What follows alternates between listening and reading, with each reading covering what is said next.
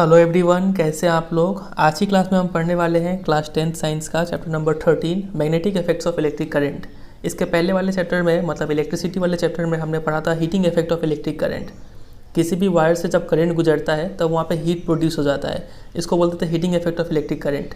इस चैप्टर में हमें पढ़ना है magnetic effect of electric current, मतलब जब किसी भी वायर से करंट गुजरेगा तो यहाँ पे मैग्नेटिक इफेक्ट प्रोड्यूस हो जाएगा। अब इसको साबित करने के लिए एक एक्टिविटी यहाँ पे बताया गया है। ज़्यादा कोई भारी सारी एक्टिविटी है नहीं, सिंपल सा एक्टिविटी है कि किसी भी आप कॉपर वायर कोई भी कंडक्टर ले लीजिए और उसमें से करंट पास कीजिए और पास में यहाँ पे एक कार्डबोर्ड में एक मैग्नेटिक कंपास रख दीजिए। ठीक है, आपको दिख रहा है यहाँ पे ये जो XY आपको दिख रहा है ये एक लॉन्ग स्ट्रेट कंडक्टर है और ये ABCD एक कार्डबोर्ड पे एक मैग्नेटिक कंपास रखा हुआ है, उसका ये नीडल है जो एरो से दिखाया गया है। जैसे ही आप स्विच ऑन कीजिएगा, इस की को प्रेस कीजिएगा, वैसे ही ये जो कंपास का नीडल है वो डिफ्लेक्ट होगा। डिफ्लेक्ट होगा मतलब हिलेगा। ये तभी हिलता है जब आसपास इसका मैग्नेट हो। तो आसपास यहाँ पे मैग्नेट का काम कौन कर रहा है, ये XY कर रहा है। तो जैसे ही हम किसी कंडक्टर से करंट भेजते हैं उसमें मैग्नेटिक इफेक्ट प्रोड्यूस होता है और उस मैग्नेटिक इफेक्ट के कारण ये जो कंपास का नीडल है वो डिफ्लेक्ट होता है। समझे। तो इस एक्टिविटी से ये प्रूव हो रहा है कि जो एक कोई भी करंट कैरिंग कंडक्टर है वो क्या प्रोड्यूस करता है, मैग्नेटिज्म प्रोड्यूस करता है। तो वही इस एक्टिविटी में लिखा हुआ है। ठीक है, तो we see that the needle is deflected, it means the electric current through the copper wire has produce the magnetic effect. समझ में आ गया। इसका मतलब हम बोल सकते हैं कि इलेक्ट्रिसिटी और मैग्नेटिज्म दोनों क्या है, लिंक्ड एक दूसरे से। तो अब देखिए, अब यहाँ पे एक बात समझना होगा। जैसे हमने देखा कि करंट पास होने से मैग्नेटिज्म प्रोड्यूस होता है, क्या उसका उल्टा भी हो सकता है क्या, कि अगर हम किसी मैग्नेट को मूव कराएं तो क्या उससे करंट प्रोड्यूस हो सकता है क्या? तो बिल्कुल हो सकता है। इसको हम लोग बोलते हैं electric effect of moving magnet. जब भी किसी मैग्नेट को मूव करते हैं तो वहाँ पे इलेक्ट्रिसिटी प्रोड्यूस हो जाता है। तो इस चैप्टर में हमें यही दो चीज़ पढ़ना है। पहला तो हमें पढ़ना है magnetic effect of electric current और दूसरा चीज़ है electric effect of moving magnet. ये दो चीज़ हमें पढ़ना है। तो पहला वाला जो इफेक्ट है ना, magnetic effect of electric current, इसका यूज़ किया जाता है इलेक्ट्रिक मोटर्स में। और दूसरा वाला जो इफेक्ट है electric effect of moving magnet, इसका यूज़ किया जाता है इलेक्ट्रिक जनरेटर में। ठीक है, तो ये सब चीज़, ये हो गया ब्रीफ इंट्रोडक्शन। ये सब चीज़ हमें इस चैप्टर में पढ़ना है। चलिए स्टार्ट करते हैं। उससे पहले यहाँ पे एक महान इंसान के बारे में आपको पता होना चाहिए। इनका नाम है हैंस क्रिश्चियन ओस्टेड। यही वो इंसान है जिसके कारण आज हम इस चैप्टर को पढ़ पा रहे हैं। इन्होंने ही सबसे पहले इलेक्ट्रोमैग्नेटिज्म को डिस्कवर किया था। ठीक है, इन्होंने डिस्कवर किया था कि जब भी हम किसी करंट कैरिंग कंडक्टर के आसपास किसी कंपास नीडल को रखते हैं तो वो कंपास नीडल डिफ्लेक्ट होता है। ठीक है, तो इन्होंने ही सबसे पहले ये नोटिस किया था। तो बस आपको इनका यहाँ पे सिर्फ नाम पता होना चाहिए और कुछ नहीं है यहाँ से। ठीक है, चलिए अब अगले टॉपिक में मूव करते हैं। अगला टॉपिक है magnetic field and field lines. बहुत इंपॉर्टेंट। लेकिन मैग्नेटिक फील्ड और फील्ड लाइंस क्या होता है, इसको समझने से पहले दो तीन बेसिक बात आपको पता होना चाहिए। सबसे पहला, अभी हमने देखा कि किसी भी मैग्नेटिक कंपास का जो नीडल है वो नीडल क्या होता है, डिफ्लेक्ट हो जाता है जब हम उसको किसी बार मैग्नेट के पास रखते हैं। तो बार मैग्नेट क्या होता है, आप इस पिक्चर में देख पा रहे हैं। इस शेप के मैग्नेट को बार मैग्नेट बोलते हैं।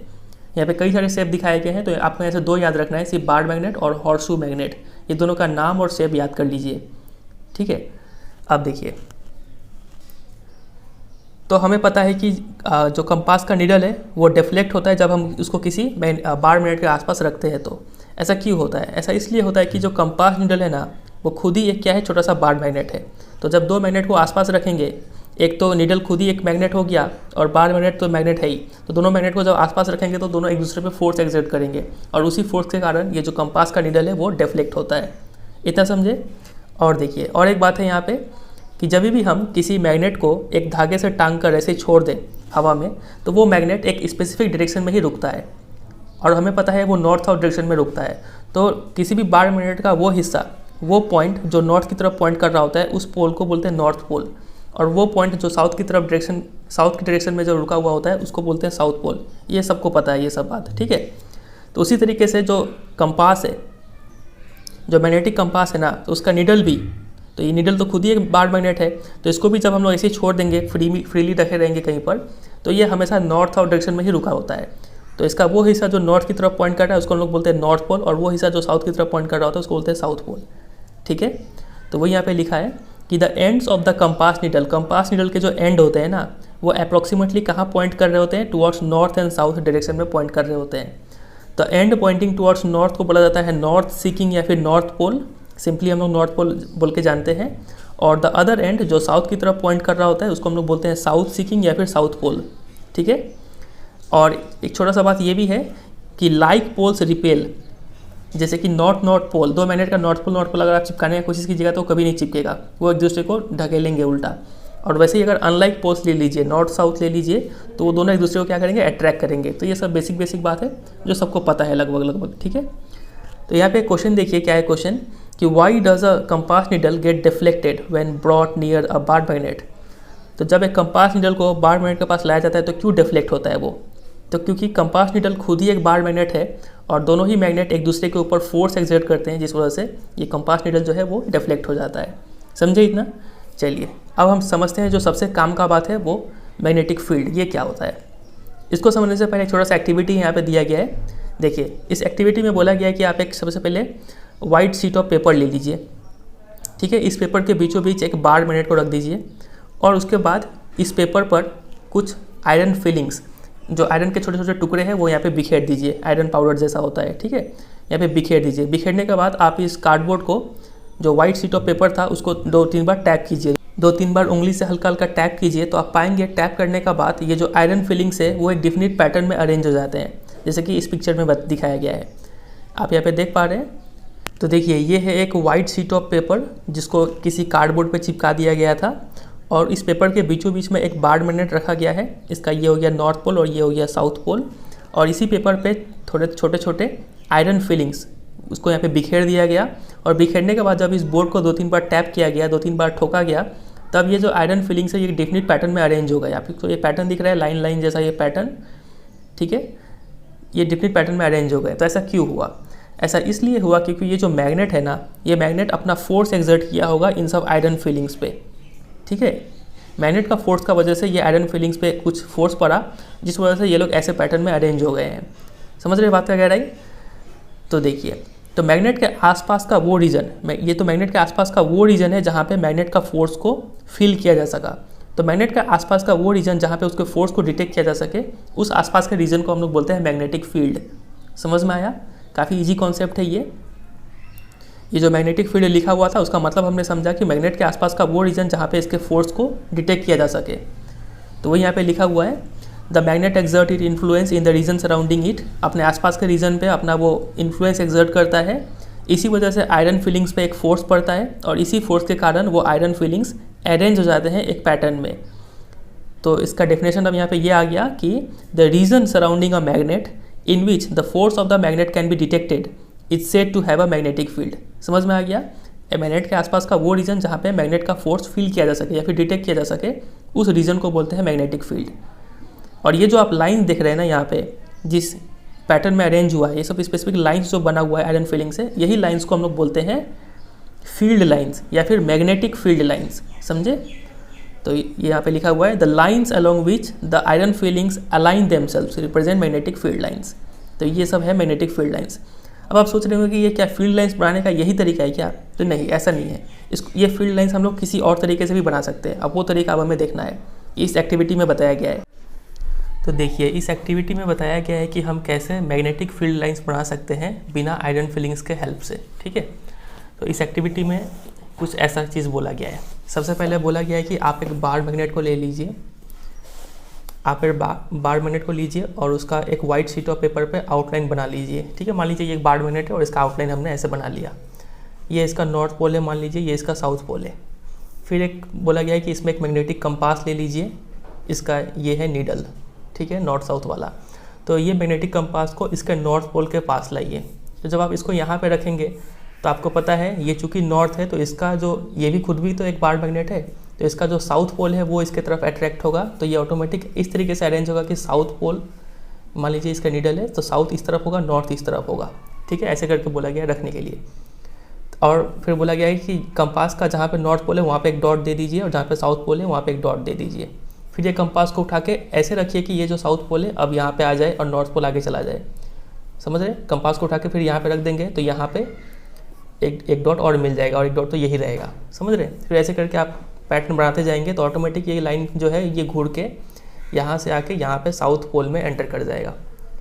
समझ रहे हैं? ये आप यहाँ पे देखिए डायग्राम में, इसमें ये है एक बार मैग्नेट, ये है नॉर्थ पोल साउथ पोल।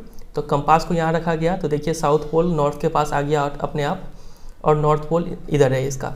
फिर इसी कंपास को उठा के जब यहाँ पे रखेंगे तो फिर से नॉर्थ है तो साउथ यहाँ पे आ जाएगा, ये साउथ हो गया और ये नॉर्थ हो गया। ठीक है, ऐसे करते करते मूव करते करते आप एक लाइन बना लेंगे। फिर ऐसे आप देखिए यहाँ पे साउथ है तो ऑटोमेटिक फिर यहाँ पे नॉर्थ आ जाएगा और यहाँ पे साउथ रह जाएगा। और अगर हम ये सब डॉट्स को जोड़ देंगे बाय अ स्मूथ कर्व, ठीक है, तो ये जो लाइन मिलेगा इसी लाइन को हम लोग क्या बोलेंगे, मैग्नेटिक फील्ड लाइन बोलेंगे। तो ये एक मैग्नेटिक फील्ड लाइन हो गया। ऐसे करके आप बहुत सारा यहाँ पे मैग्नेटिक फील्ड लाइन बना सकते हैं। कुछ इधर से बनेगा, कुछ इधर से बनेगा, बहुत सारा बन सकता है यहाँ पे। इतना समझे?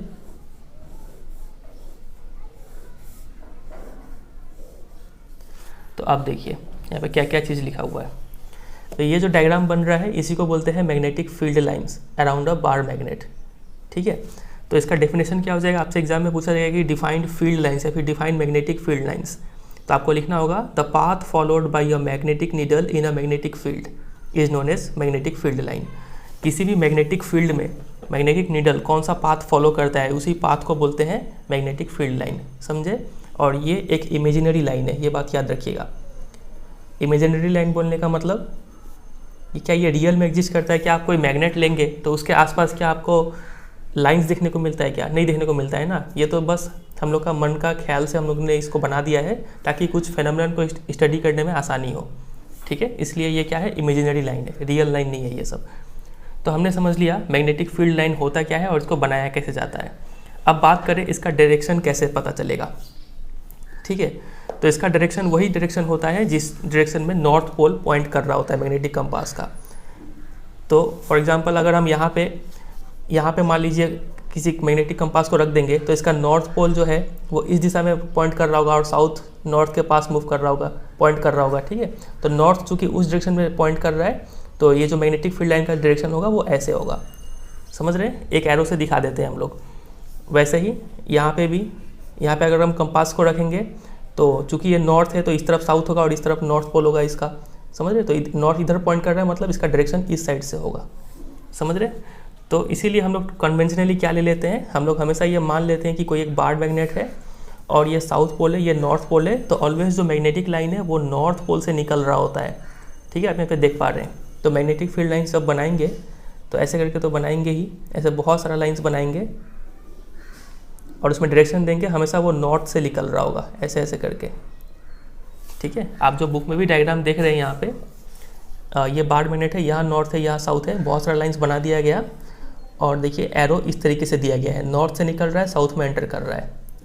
तो ये दो बात हमने समझा। अब देखिए कुछ प्रॉपर्टीज़ का बात करेंगे, properties of magnetic field lines. सबसे पहला प्रॉपर्टी, मैग्नेटिक फील्ड जो है ये ऐसा क्वांटिटी है जिसमें डायरेक्शन और मैग्नीट्यूड दोनों चीज़ होता है। डायरेक्शन इसमें होता है, ये तो हमने समझ ही लिया कि इसका नॉर्थ से साउथ की तरफ डायरेक्शन होता है आउटसाइड द मैग्नेट, और मैग्नीट्यूड इसका वैल्यू भी होता है, इसको हम लोग न्यूमेरिकली मेजर कर सकते हैं। ठीक है, टेस्ला में फॉर एग्जांपल कोई बोल सकता है कि यहाँ पे मैग्नेटिक फील्ड का जो स्ट्रेंथ है वो मान लीजिए 10 टेस्ला, ऐसा कुछ बोल सकते हैं हम लोग। ठीक है, तो न्यूमेरिकली मेजर कर सकते हैं, वैल्यू होता है इसका और डायरेक्शन भी होता है। ये पहला इसका फीचर हो गया। दूसरा फीचर है इसके डायरेक्शन के बारे में। तो देखिए डायरेक्शन कैसा इसका लिया जाता है, the direction of magnetic field is taken to be the direction in which the north pole of the compass needle moves inside it. तो अगर मैग्नेटिक फील्ड में जिस डायरेक्शन में नॉर्थ पोल मूव कर रहा है ना, उसी डायरेक्शन में मैग्नेटिक फील्ड का डायरेक्शन होता है, जो हम अभी आपको यहाँ पे समझाए। इसीलिए हम लोग कन्वेंशनली क्या ले लेते हैं, मैग्नेटिक फील्ड का डायरेक्शन नॉर्थ पोल से साउथ पोल की तरफ ले लेते हैं। ठीक है, तो वही यहाँ पे लिखा है कि therefore it is taken by convention that the field lines emerge from north pole and merge at the south pole। ठीक है, तो ये होता है आउटसाइड द मैग्नेट। लेकिन अगर इनसाइड बात करें तो इनसाइड में मैग्नेटिक फील्ड लाइन साउथ से नॉर्थ की तरफ मूव कर रहा होता है। ये देखिए पहले तो यहाँ से निकला, नॉर्थ से होकर साउथ में एंटर किया और फिर साउथ से होकर नॉर्थ में जाएगा। तो आउटसाइड द मैग्नेट डायरेक्शन क्या हो जाएगा, नॉर्थ पोल से साउथ पोल, और इनसाइड द मैग्नेट डायरेक्शन हो जाएगा साउथ पोल से नॉर्थ पोल। समझे इतना? तो वही यहाँ पे लिखा हुआ है। तो इस दोनों बात से हम लोग बोल सकते हैं कि मैग्नेटिक फील्ड लाइन जो है वो क्या है, क्लोज्ड कर्व है, क्लोज एंड कंटिन्यूअस कर्व, कहीं पे ब्रेक नहीं आ रहा है। समझे? तो अभी तक हमने दो फीचर समझा इसका, दो क्या तीन फीचर समझा। पहला कि इसमें बोथ डायरेक्शन प्लस मैग्नीट्यूड दोनों चीज़ होता है। दूसरा फीचर हमने समझा कि इसका डायरेक्शन जो होता है outside the magnet north to south होता है और inside the magnet south to north होता है। ठीक है, फिर तीसरा फीचर हम बोल सकते हैं कि इसमें जो फील्ड लाइंस है वो क्लोज्ड एंड कंटिन्यूअस कर्व है, क्लोज्ड एंड कंटिन्यूअस कर्व। ठीक है, अभी सिर्फ समझ चाहिए क्या नोट्स बनाना है हम अभी आपको बताएंगे, कुछ यहाँ से अंडरलाइन भी नहीं करना है। ठीक है, अभी हम बता देंगे कैसे क्या अंडरलाइन करना है, क्या लिखना है, सिर्फ समझ से चलिए। अभी आप 3 फीचर हमने देखा, एक और फीचर देखिए, अब स्ट्रेंथ के ऊपर बात कर रहे हैं। मैग्नेटिक फील्ड का स्ट्रेंथ कहाँ पे ज़्यादा होगा, तो जहाँ पे मैग्नेटिक फील्ड लाइंस ज़्यादा देखने को मिले वहाँ पे मैग्नेटिक स्ट्रेंथ भी ज़्यादा होता है। फॉर एग्जांपल आप इस रीजन में देखिए बहुत ज़्यादा फील्ड लाइंस आपको देखने को मिल रहा है, फिर इस रीजन में भी बहुत ज़्यादा फील्ड लाइंस देखने को मिल रहा है। तो ये 2 ऐसे रीजन है जहाँ पे मैग्नेटिक फील्ड काफ़ी स्ट्रॉन्ग है, और यहाँ पे देखिए थोड़ा कम मैग्नेटिक फील्ड लाइंस है, तो यहाँ पे स्ट्रेंथ थोड़ा कम होगा इनके कंपैरिजन में। ठीक है, तो वही यहाँ पे लिखा है the relative strength is shown by degree of closeness of field lines. जितना क्लोज होंगे फील्ड लाइंस उतना ही ज़्यादा मैग्नेटिक फील्ड स्ट्रांग होगा, ये बात यहाँ पे लिखा हुआ है। ये हो गया चौथा फीचर। और 5वां feature, no two field lines are found to cross each other. बहुत इंपॉर्टेंट है, कभी भी 2 मैग्नेटिक फील्ड लाइंस एक दूसरे को क्रॉस नहीं करते हैं। क्यों क्रॉस नहीं करेंगे, क्योंकि देखिए मान लीजिए ये कोई बार्ड मैग्नेट है और इसके पास आपने कुछ, ये एक मैग्नेटिक फील्ड लाइन्स है और दूसरा आपने ये मैग्नेटिक फील्ड लाइन बना दिया, आपने यहाँ पे इसको क्रॉस करवा दिया। ये गलत है। वैसे क्यों गलत है, क्योंकि मान लीजिए यहाँ पे आप कंपास रखेंगे तो कंपास का नीडल किस डायरेक्शन में पॉइंट करेगा, इस डायरेक्शन में पॉइंट करेगा ना कि इस डायरेक्शन में पॉइंट करेगा। कोई एक जगह ही तो कंपास का नीडल शो करेगा ना, तो इसका मतलब ऐसा तो हो नहीं सकता है कभी, ये तो पॉसिबल ही नहीं है कि कंपास दोनों जगह शो कर दे, कोई एक ही जगह शो करेगा। इसका मतलब आपने जो लाइन बनाया है वो क्या बनाया है, गलत बनाया है। ठीक है, तो यहाँ पे लिखा हुआ है कि no two field lines are found to cross each other, क्योंकि अगर वो करते हैं ऐसा, if they did it would mean that at the point of intersection, जहाँ पे इंटरसेक्ट हो रहा है वहाँ पे क्या होगा, the compass needle would point towards 2 direction. Compass रखेंगे तो वो 2 डायरेक्शन को शो करेगा, जो कि विच इज़ नॉट पॉसिबल। ठीक है, बहुत इंपॉर्टेंट है ये, एग्जाम में क्वेश्चन बहुत बार आ चुका है आपके। तो ये हो गया कुछ फीचर्स। अगर पूरे फीचर को हम समराइज करना चाहें तो देखिए 5 फीचर यहाँ पे लिखा हुआ है। सबसे पहला, magnetic field is a quantity that has both direction and magnitude, समझ में आ गया। दूसरा feature, a magnetic field line is directed from north pole to south pole outside the magnet, ये भी समझ में आ गया। Number 3, a magnetic field line is a closed and continuous curve, ये भी समझ में आ गया। Number 4, closer the field lines stronger is the magnetic field and vice versa is also true. तो जितने ज़्यादा फील्ड लाइन्स पास होंगे उतना ज़्यादा मैग्नेटिक फील्ड स्ट्रांग होगा, और इसका उल्टा भी सही होगा। ठीक है, और पॉइंट नंबर 5 कि know field lines intersect each other, because if 2 lines meet it would mean that at the point of intersection the compass needle would point towards 2 directions which is not possible। समझ में आ गया ये 5 feature, तो अच्छे से इसको आपको याद कर लेना है। चलिए अब देखते हैं किस किस टाइप के क्वेश्चन यहाँ पे पूछे जा सकते हैं आपसे एग्जाम में। देखिए सबसे पहला क्वेश्चन तो ये देंगे आपको कि what are magnetic field lines. तो डेफिनेशन आपको पता ही है, the path followed by a magnetic needle in a magnetic field is known as magnetic field lines. ठीक है, और देखिए इसी में आपको और क्वेश्चन पूछेंगे कि justify the following statement. Number A, 2 magnetic field lines never intersect each other. 2 field lines कभी इंटरसेक्ट नहीं करेंगे, क्यों, तो रीजन समझ में आ गया है, वो लिखना है आपको। और क्वेश्चन नंबर बी है, magnetic field lines are closed curve. ये जो मैग्नेटिक फील्ड लाइन्स है ये क्लोज कर्व है, इसको एक्सप्लेन करना है। तो इसके लिए आप यही लिखेंगे, क्योंकि outside the magnet the direction of magnetic field line is from north pole to south pole and inside the magnet the magnetic field line is directed from south pole to north pole, hence magnetic field lines are closed and continuous curve।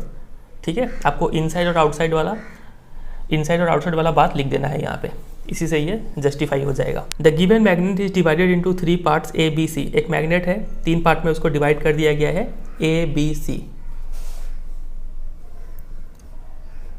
ठीक है, ये है ए और ये है B और ये है सी। उसके बाद बोला है name the parts where the strength of the magnetic field is maximum and number 2 minimum. तो कहाँ पे मैग्नेटिक फील्ड स्ट्रांग होगा, मैक्सिमम होगा, तो हमें पता है पोल्स के टाइप सामने, जैसे कि ए और सी में, चाहे वो नॉर्थ पोलो साउथ पोलो जो भी हो, यहाँ पे मैग्नेटिक फील्ड मैक्सिमम होगा और यहाँ पे मिनिमम होगा। ठीक है, फिर पूछा गया है कि how will the density of magnetic field lines differ at these parts.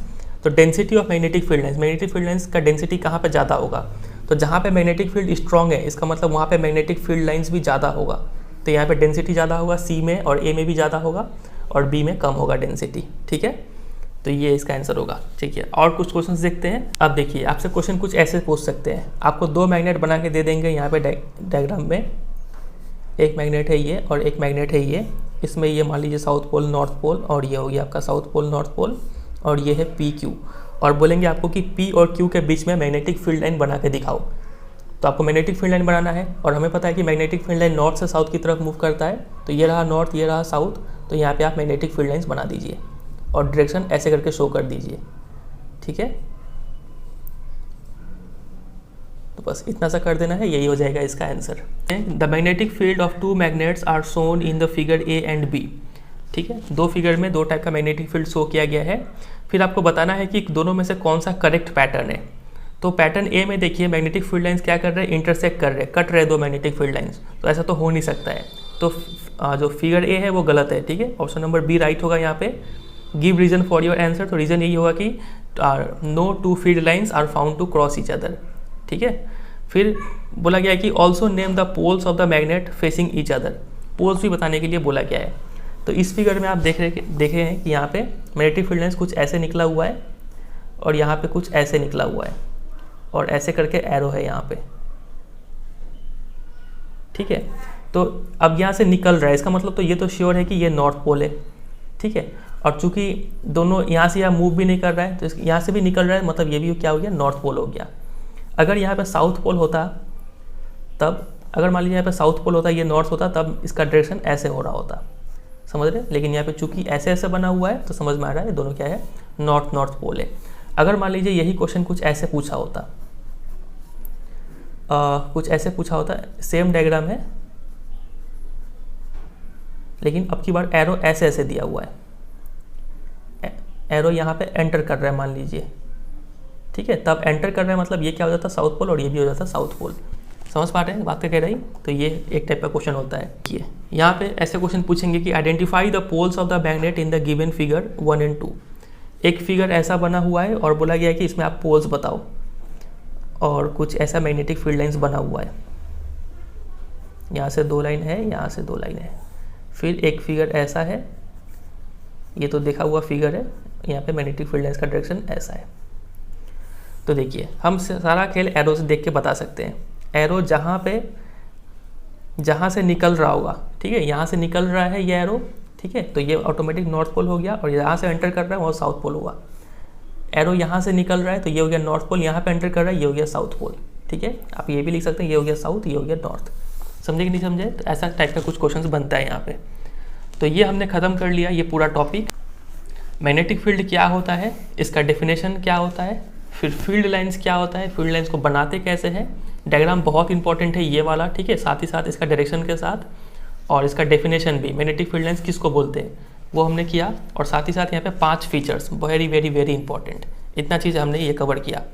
चलिए आगे मूव करते हैं। अगला टॉपिक है magnetic field due to a current carrying conductor. अब कोई कंडक्टर है वो करंट कैरी कर रहा है, तो उसमें कैसा मैग्नेटिक फील्ड बनेगा, तो वो हमें इस टॉपिक में पढ़ना है। लेकिन उससे पहले एक यहाँ पे छोटा सा एक्टिविटी दिया गया है, तो इसको देख लेते हैं। इस एक्टिविटी में बोला गया है कि आप सबसे पहले एक सर्किट सेटअप कीजिए। इस तरीके से सर्किट सेटअप कीजिए कि आपको यहाँ पे एक कंडक्टर रखना है, कॉपर वायर रखना है, और उस कॉपर वायर के ठीक ऊपर एक मैग्नेटिक कंपास रखना है, ठीक है। अब देखिए इस सर्किट में क्या क्या है। यहाँ पे बैटरी है, ठीक है, प्लस माइनस प्लस, और हमें पता है कि जो प्लस साइन होता है वहाँ से करंट निकल रहा होता है। फिर ये है की, फिर यहाँ पे कंपास रखा हुआ है, ये वायर है, सिंपल सा सर्किट है। अब देखिए जैसे ही हमने यहाँ पे स्विच ऑन करेंगे ना, तो ये जो कॉपर वायर है यहाँ पे मैग्नेटिक फील्ड प्रोड्यूस हो जाएगा। इस वजह से जो मैग्नेटिक फील्ड की वजह से ये जो कंपास का नीडल है वो डिफ्लेक्ट होगा। अब यहाँ पे देखिए ये जो कंडक्टर है इसको नॉर्थ साउथ डायरेक्शन में रखा गया है, ठीक है, और करंट फ्लो कर रहा है यहाँ से यहाँ पे ना, मतलब नॉर्थ से साउथ की तरफ करंट फ्लो कर रहा है। तो जैसे ही हम स्विच ऑन करेंगे तो मैग्नेटिक इफेक्ट प्रोड्यूस होगा। इस वजह से ये जो नीडल है ये इस तरफ घुर जाएगा, ईस्ट की तरफ घुर जाएगा। इतना ठीक है। अब ईस्ट की तरफ क्यों घुमा वो बाद में समझते हैं, फिलहाल इतना मान लीजिए कि ये ईस्ट की तरफ घूम गया। अब क्या कीजिए कि आप करंट को पलट दीजिए, ये प्लस को इधर कीजिए, माइनस को इधर कर दीजिए, जैसा कि इसमें किया गया, ठीक है। प्लस इधर माइनस इधर। अब मतलब करंट अब यहाँ से यहाँ फ्लो कर रहा है, करंट अब इस डायरेक्शन में फ्लो कर रहा है, इसमें इस डायरेक्शन में फ्लो कर रहा था। तो जब करंट इस डायरेक्शन में फ्लो कर रहा है मतलब इसका ठीक उल्टा फ्लो कर रहा है ना, तो इसमें नीडल इस तरफ डिफ्लेक्ट किया था, इसमें क्या होगा कि नीडल इस तरफ डिफ्लेक्ट करेगा। इसका मतलब हम बोल सकते हैं यहाँ पे कि ये रहा, it means that the direction of magnetic field produced by the electric current is also reversed. अगर आप करंट का डायरेक्शन चेंज करते हैं तो मैग्नेटिक फील्ड का डायरेक्शन भी चेंज हो जाता है। ये बहुत इंपॉर्टेंट बात है। The deflection of the needle becomes opposite when the direction of current is reversed. तो इस एक्टिविटी का मेन उद्देश्य यही बताना था कि अगर हम करंट का डायरेक्शन चेंज करते हैं तो मैग्नेटिक फील्ड का डायरेक्शन भी चेंज हो जाता है। समझे ये बात का गहराई? बस इतना चीज़ आपको यहाँ पे पता रखना है, कुछ अंडरलाइन मत कीजिए, हम आगे आपको बताएंगे क्या अंडरलाइन करना है, सिर्फ समझते चलिए। अगला टॉपिक है, आप देखिए, तो जो हमारा मेन टॉपिक था magnetic field due to a current carrying conductor, कोई एक कंडक्टर है जो करंट कैरी कर रहा है, वो किस टाइप का मैग्नेटिक फील्ड प्रोड्यूस करेगा, वो जो मैग्नेटिक फील्ड है उसका पैटर्न क्या होगा, ये हमें समझना है। ठीक है, तो हम इस चैप्टर में 3 टाइप के कंडक्टर के बारे में पढ़ने वाले हैं, 3 टाइप का शेप। पहला होगा स्ट्रेट कंडक्टर, देखेंगे कि स्ट्रेट कंडक्टर कैसा मैग्नेटिक फील्ड प्रोड्यूस करता है, किस पैटर्न का। फिर उसके बाद दूसरा होगा सर्कुलर लूप, एक गोलाकार कंडक्टर से हम लोग करंट भेजेंगे और देखेंगे कि वहाँ पे मैग्नेटिक फील्ड कैसा प्रोड्यूस हो रहा है। और तीसरा और लास्ट है जो कि होगा सोलिनॉइड। ठीक है, एक कॉइल से करंट भेजेंगे और देखेंगे कि वहाँ पे मैग्नेटिक फील्ड कैसा प्रोड्यूस हो रहा है। तो ये 3 चीज़ हमें अभी देखना है। चलिए स्टार्ट करते एक एक करके। सबसे पहला है magnetic field due to a current through a straight conductor. तो सबसे पहले एक एक्टिविटी यहाँ पे पढ़ते हैं, very very very important activity है ये, डायरेक्ट क्वेश्चन आता है इसके ऊपर। फिलहाल आप सिर्फ समझिए, हम बताएंगे कैसा क्वेश्चन आएगा। लिखा हुआ है टेक अ बैटरी 12 वोल्ट का, एक बैटरी लीजिए, वेरिएबल रेजिस्टेंस हेडोस्टेट लीजिए, इससे हम लोग करंट बढ़ा या फिर घटा सकते हैं। एंड एमीमीटर ले लीजिए, एमीमीटर ऐसा डिवाइस होता है जो करंट को मेजर करता है। एक प्लग की ले लीजिए स्विच ऑन स्विच ऑफ करने के लिए, और एक स्ट्रेट थिक कॉपर वायर ले लीजिए। ठीक है, यही हमारा स्ट्रेट कंडक्टर का काम करेगा ये। फिर insert the thick wire through the centre normal to the plane of a rectangular cardboard. अब देखिए, एक कार्डबोर्ड ले लीजिए और उस कार्डबोर्ड के बीचों बीच एक होल कर दीजिए और उस होल में उस जो कॉपर वायर है उसको इंसर्ट कर दीजिए। ठीक है, ये रहा, यहाँ पे वैसा कुछ सेटअप किया गया है। उसके बाद connect the copper wire vertically between the points x and y। तो यहाँ पे पॉइंट है x और यहाँ पे पॉइंट है y, इस 2 पॉइंट के बीच में उस कॉपर वायर को कनेक्ट कर दीजिए इस सर्किट में, और फिर उसको सीरीज़ में कनेक्ट कर दीजिए, पूरे को लिखा हुआ है। फिर sprinkle some iron filings uniformly on the cardboard, इस कार्डबोर्ड पे आयरन फिलिंग्स बिखेर दीजिए। और फिर कीप द वेरिएबल रेयोस्टेट, ये कुछ काम का बात नहीं है, आगे बढ़ते हैं। आयरन फिलिंग्स बिखेरने के बाद आप क्या कीजिए, close the key. Close the key मतलब की को स्विच ऑन कर दीजिए।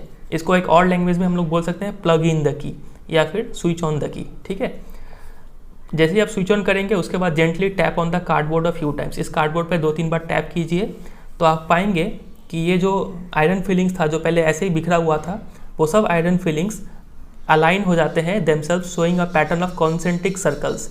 कॉन्सेंट्रिक सर्कल्स के पैटर्न में अरेंज हो जाते हैं। कॉन्सेंट्रिक सर्कल्स क्या होता है?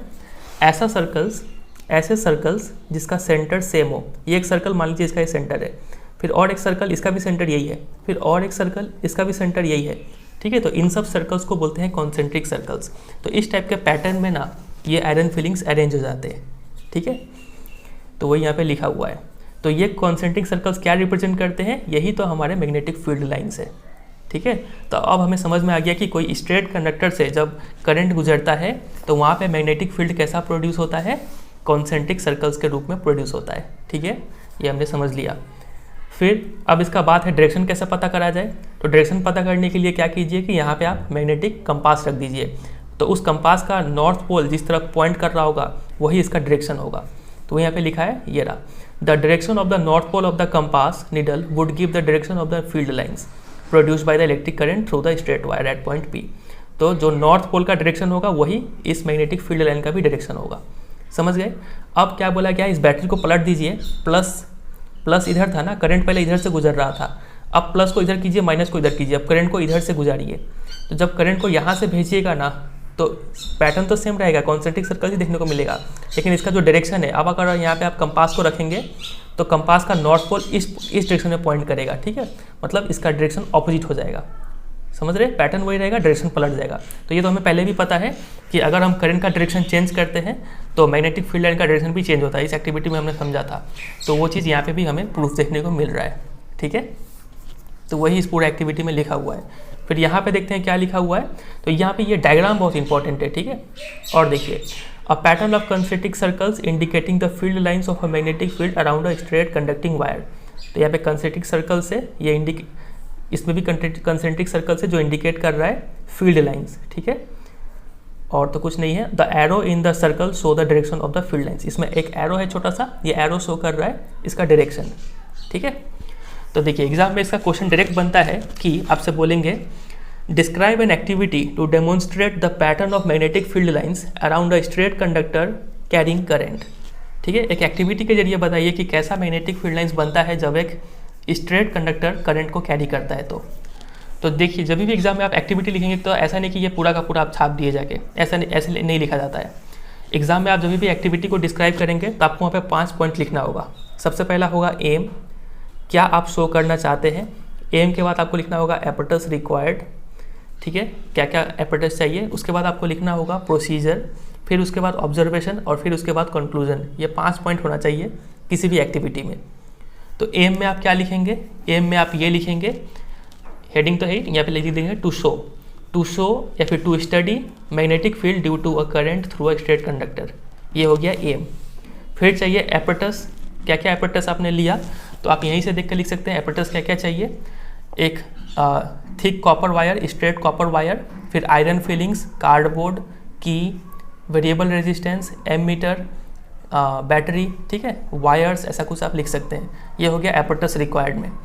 और फिर हमें अब लिखना है प्रोसीजर। तो फिर प्रोसीजर के लिए आप यही लिखेंगे सबसे पहले कि insert the thick wire through the centre normal to the plane of the rectangular cardboard. Normal का मतलब समझ रहे हैं ना, परपेंडिकुलर, ठीक है। ये कार्डबोर्ड है, मान लीजिए ये कार्डबोर्ड है तो इसका ठीक परपेंडिकुलर ऐसा, ये पेन का जो डायरेक्शन है 90 डिग्री का एंगल बन रहा है यहाँ पे, समझ पा रहे हैं। तो इस ऐसे करके आप उसको इंसर्ट कर दीजिए। और ये टेक केयर वगैरह ये सब नहीं लिखने का ज़रूरत है। फिर उसके बाद आप लिखिएगा connect the copper wire in series with the battery plug and की। कॉपर वायर को इससे हल्का फुल्का समझा देना है, ये पूरा डिटेल नहीं लिखना है आपको, ठीक है।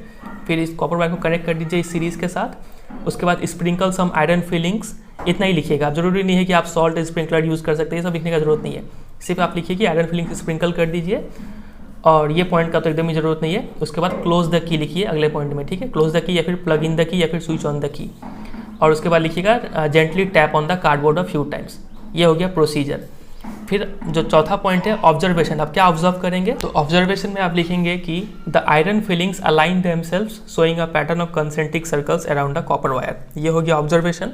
और लास्ट पॉइंट होगा कंक्लूजन। कंक्लूजन में आप क्या कंक्लूड करेंगे, तो 2 चीज़ यहाँ पे कंक्लूड कर सकते हैं। पहला कि ये जो स्ट्रेट कंडक्टर है ये क्या प्रोड्यूस किया, मैग्नेटिक फील्ड प्रोड्यूस किया, पहला बात। हाँ, the current carrying conductor is the source of magnetic field, ठीक है, ये हो गया पहला कंक्लूजन। और दूसरा कंक्लूजन लिखेंगे कि the magnetic field is in the form of concentric circles, ठीक है। ये 2 कंक्लूजन यहाँ पे आप देंगे। तो ये 5 पॉइंट से ये पूरा एक्टिविटी डिस्क्राइब होगा, ठीक है। बहुत इंपॉर्टेंट है, कई बार आ चुका है, तो इस तरीके से आपको तैयार कर लेना है इसको। अब देखिए यहाँ पे हमें 2 पॉइंट को नोटिस करना है। मैग्नेटिक फील्ड को हम लोग कैपिटल लेटर बी से डिनोट करते हैं, ठीक है। अब 2 पॉइंट ये है कि मैग्नेटिक फील्ड का 2 चीज़ से रिलेशन देखा जाता है। पहला तो करंट से और दूसरा है डिस्टेंस से, ठीक है। तो अगर हम किसी कंडक्टर में ना करंट को बढ़ा देंगे तो कॉमन सेंस बोलता है कि इसका मैग्नेटिक फील्ड भी क्या हो जाएगा, बढ़ जाएगा, स्ट्रांग हो जाएगा मैग्नेटिक फील्ड। तो ये हो गया पहला रिलेशन। तो मैग्नेटिक फील्ड और करंट क्या है, डायरेक्टली रिलेटेड है, ठीक है, डायरेक्टली डिपेंड करते हैं एक दूसरे पे। और अगर मैग्नेटिक फील्ड और डिस्टेंस का बात करें तो जितना हम इस कंडक्टर से दूर जाते जाएंगे उतना ही उसका जो स्ट्रेंथ है वो कम होता चला जाएगा, ठीक है। मतलब ये दोनों क्या है, इन्वर्सली रिलेटेड है, ठीक है। जितना डिस्टेंस इंक्रीज होगा उतना ही मैग्नेटिक फील्ड वहाँ पे कम होगा। तो ये 2 बात यहाँ पे लिखा हुआ है, कुछ अंडरलाइन नहीं करना है, हम आगे बताएंगे आपको, सिर्फ समझिए यहाँ पे। चलिए देखते हैं कुछ क्वेश्चंस कैसा पूछा जाएगा यहाँ पे।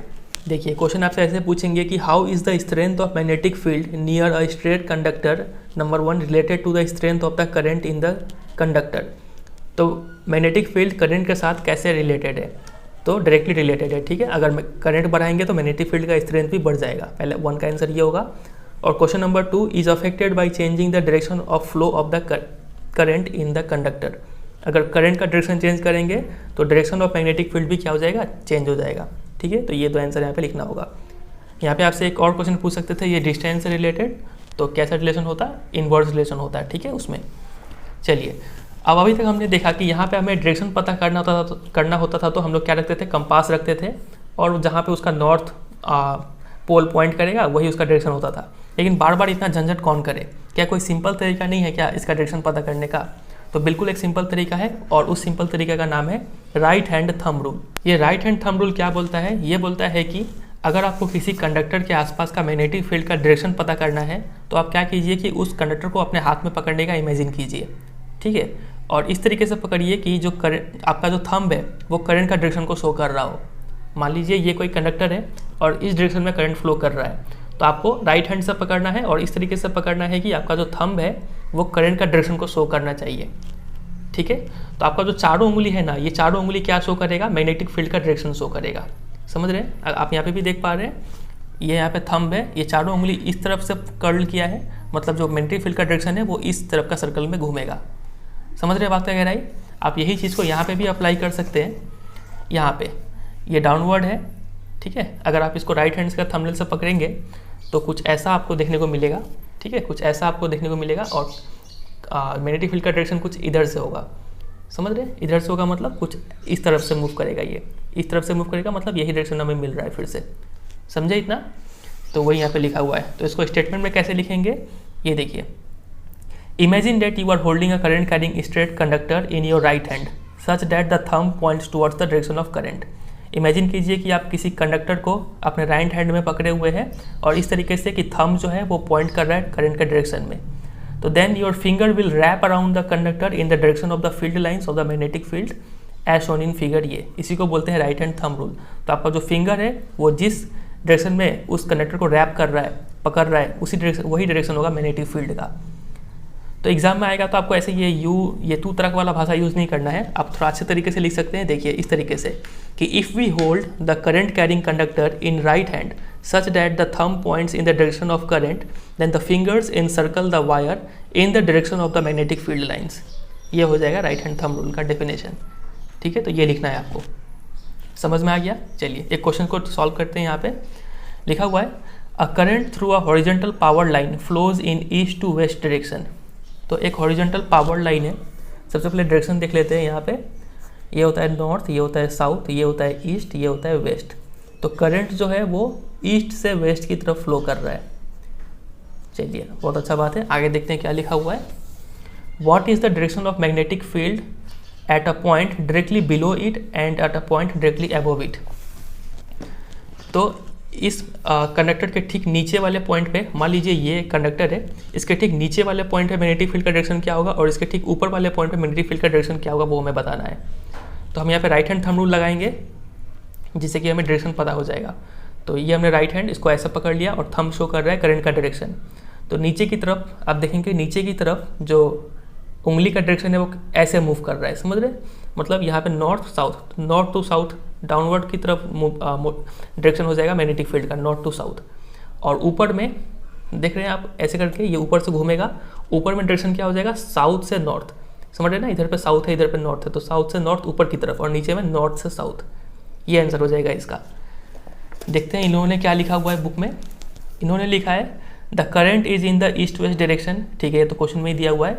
Applying the right hand thumb rule we get that the magnetic field at any point below or above the wire turns clockwise in the plane perpendicular to the wire when viewed from the east end and anti-clockwise when viewed from the west end। तो इन्होंने clockwise anti-clockwise के रूप में answer दिया है। सबसे पहले तो आप समझिए कि clockwise anti-clockwise होता क्या है।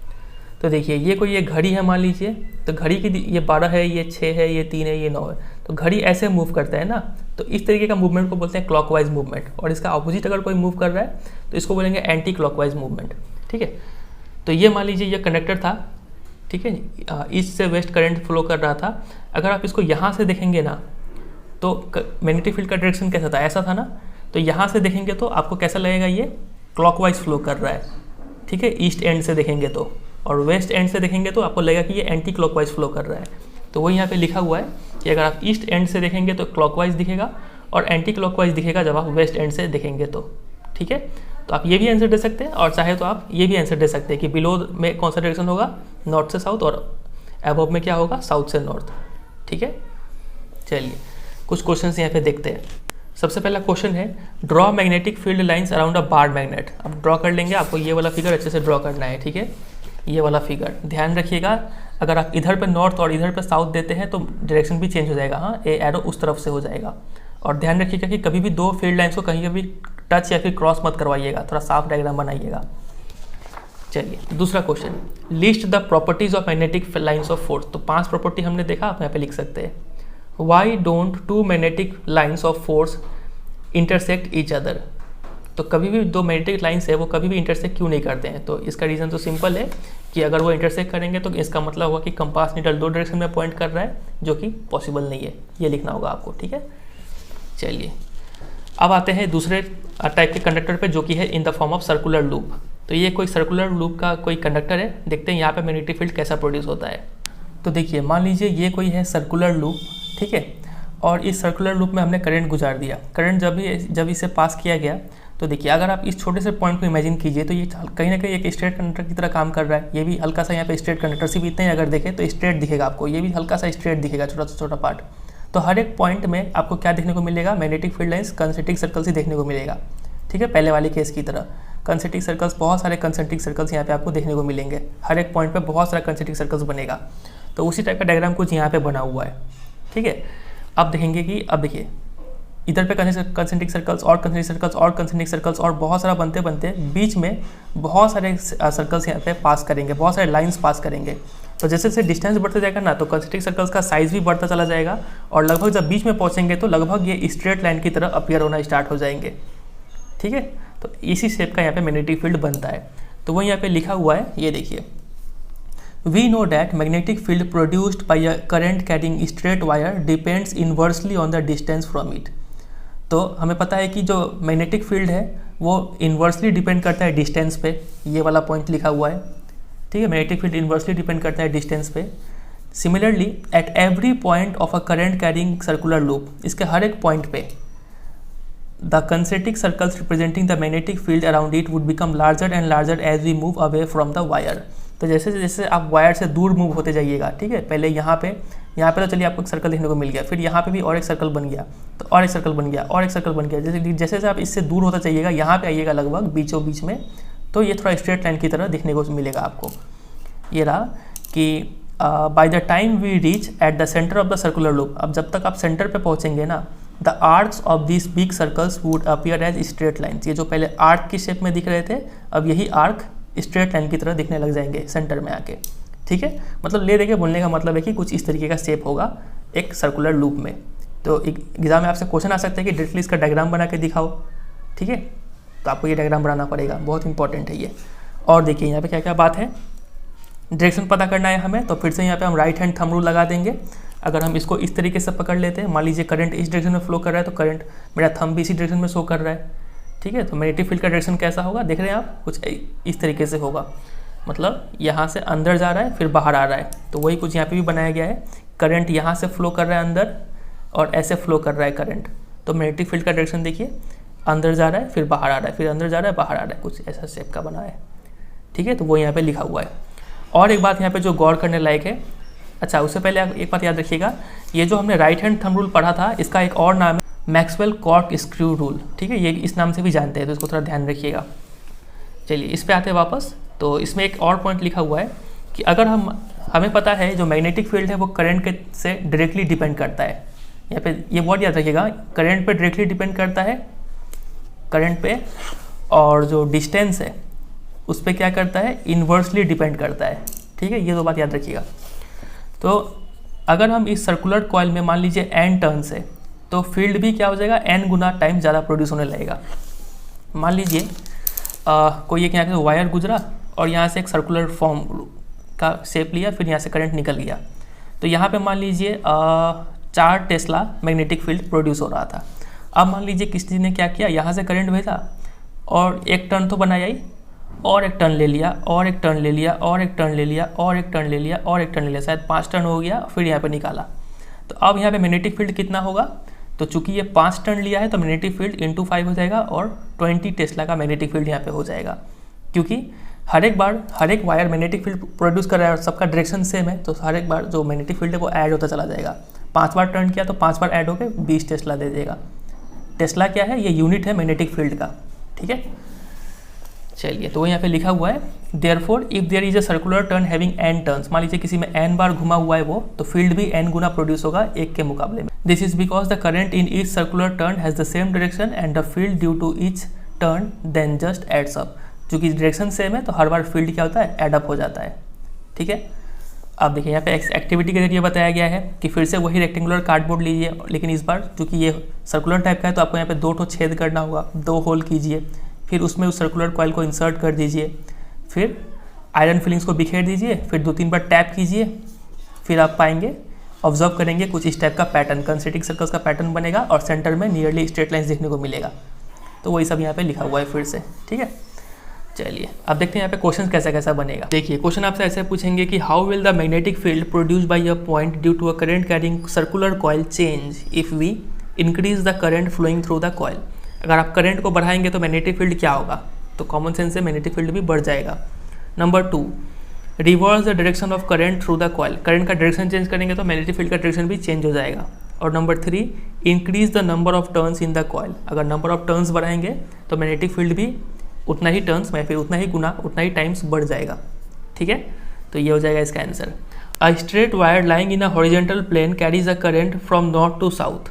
तो एक स्ट्रेट वायर है, वो करंट नॉर्थ से साउथ की तरफ कैरी कर रहा है। चलिए इसको थोड़ा डायग्राम बना के सॉल्व करते हैं। हमें डायरेक्शन पता है, ये होता है नॉर्थ, ये होता है साउथ, ये होता है ईस्ट, ये होता है वेस्ट। तो एक कंडक्टर है जो नॉर्थ से साउथ की तरफ करंट कैरी कर रहा है। तो पूछा गया है कि what will be the direction of the magnetic field at a point just underneath it. तो इसके ठीक नीचे जो मैग्नेटिक फील्ड है उसका डायरेक्शन क्या होगा। तो अब इसको आप पेन से इमेजिन कर लीजिए। मान लीजिए इस डायरेक्शन में करंट फ्लो कर रहा है और इसके नीचे मैग्नेटिक फील्ड क्या होगा। तो इसको हम लोग राइट हैंड थंब रूल से पता करेंगे। ये देखिए, ये हमने राइट हैंड थंब रूल निकाला, तो नीचे में डायरेक्शन क्या है इसका, इधर से इधर जा रहे हैं, मतलब इधर है वेस्ट और इधर है ईस्ट। तो वेस्ट टू ईस्ट होगा अंडरनीथ में, समझ रहे हैं। इधर से इधर हम उंगली दिखा रहे थे, तो ये हो जाएगा वेस्ट से ईस्ट अंडरनीथ। और ऊपर में ठीक उसका ऑपोजिट हो जाएगा, समझ रहे हैं, ईस्ट से वेस्ट हो जाएगा ऊपर में, अगर पूछा होता तो। फिर दूसरा क्वेश्चन है, name the law use to arrive at the answer in part A and state it. हमने कौन सा लॉ का यूज़ किया, राइट हैंड थंब रूल, और उसका स्टेटमेंट भी देना है। तो हम जो आपको बताए थे वो आप यहाँ पे लिख दीजिएगा, ठीक है। चलिए एक क्वेश्चन आपको इस तरीके से पूछेंगे कि मान लीजिए ये कोई कार्डबोर्ड है, इसमें 2 होल किया हुआ है और 2 कंडक्टर यहाँ से पास कराया गया है। स्ट्रेट कंडक्टर है और दोनों में ही करंट इस डायरेक्शन में है, ठीक है। ये कंडक्टर ए है, ये कंडक्टर बी है और बीच में कोई पॉइंट है, मान लीजिए के का दूरी यहाँ से और यहाँ से दोनों से बराबर है और इसमें बराबर करंट फ्लो कर रहा है। तो ये कुछ मैग्नेटिक फील्ड प्रोड्यूस कर रहा होगा, ये भी कुछ मैग्नेटिक फील्ड प्रोड्यूस कर रहा होगा। तो आपको बताना है कि के पे मैग्नेटिक फील्ड क्या होगा। तो आप पाएंगे, देखिए इसका डायरेक्शन क्या होगा, ये इस डायरेक्शन में फ्लो कर रहा है, तो मैग्नेटिक फील्ड का डायरेक्शन कुछ इस ऐसा होगा। कॉन्सेंट्रिक सर्कल्स और डायरेक्शन कुछ ऐसा दिख रहा है आपको, कुछ ऐसा होगा, मतलब इधर से होगा डायरेक्शन। फिर यहाँ पे भी ये सर्कल, यहाँ पे डायरेक्शन कैसा होगा, ऐसा ही है, तो डायरेक्शन कुछ ऐसा, मतलब यहाँ से फ्लो कर रहा है, यहाँ से फ्लो कर रहा है। तो देखिए ये अब जब ऐसा फ्लो कर रहा है तो यहाँ पे ऐसा हो जा रहा है, ये ऐसा फ्लो करता है ऐसा। तो अब इसका डायरेक्शन देखिए नीचे आ रहा है, लेकिन इसका ऊपर जा रहा है। तो दोनों कहीं ना कहीं आपस में इंटरैक्ट करेंगे और यहाँ पे दोनों का जो मैग्नेटिक फील्ड है वो कैंसिल हो जाएगा। तो के पे जो मैग्नेटिक फील्ड बचेगा ना, वो क्या बचेगा, 0 मैग्नेटिक फील्ड होगा यहाँ पे। समझ रहे बात का कह रहा है। चलिए तो ये हुआ इसका आंसर। आगे मूव करते हैं। जो लास्ट टाइप का कंडक्टर है हमारा वो है सोलिनॉइड। ये रहा सोलिनॉइड। तो सोलिनॉइड होता क्या है, तो सोलिनॉइड क्या है, देखिए अ coil of many circular turns of insulated copper wire wrapped closely in the shape of a cylinder is called a solenoid. एक कॉइल है जिसमें कई सारे टर्न्स किए गए हैं इंसुलेटेड कॉपर वायर का और एक सिलेंडर का शेप बना रहे हैं। तो इस शेप का जो कॉइल है उसको बोलते हैं सोलिनॉइड। आप ये पिक्चर में देख पा रहे हैं, इसको सोलिनॉइड बोलते हैं। हम लोग बनाएंगे कैसे डायग्राम में, कुछ ऐसे बनाएंगे, ठीक है। ये हो जाएगा सोलिनॉइड का डायग्राम। बहुत इंपॉर्टेंट है डायग्राम सब। ये डायग्राम भी आपको प्रैक्टिस करना है, ठीक है। एक्टिविटी लिखने बोलेंगे तो डायग्राम बना के करना होगा आपको। फिर ये भी प्रैक्टिस करना है, फिर यहाँ पे ये डायग्राम प्रैक्टिस करना है, ये नहीं करना है और ये तो नहीं चाहिए, और ये डायग्राम प्रैक्टिस करना है, ठीक है अभी तक। चलिए तो अब देखते हैं कि सोलिनॉइड में मैग्नेटिक फील्ड कैसा बनता है। तो इसका मैग्नेटिक फील्ड ठीक उसी तरीके से बनता है जैसा कि एक बार मैग्नेट में बनता है।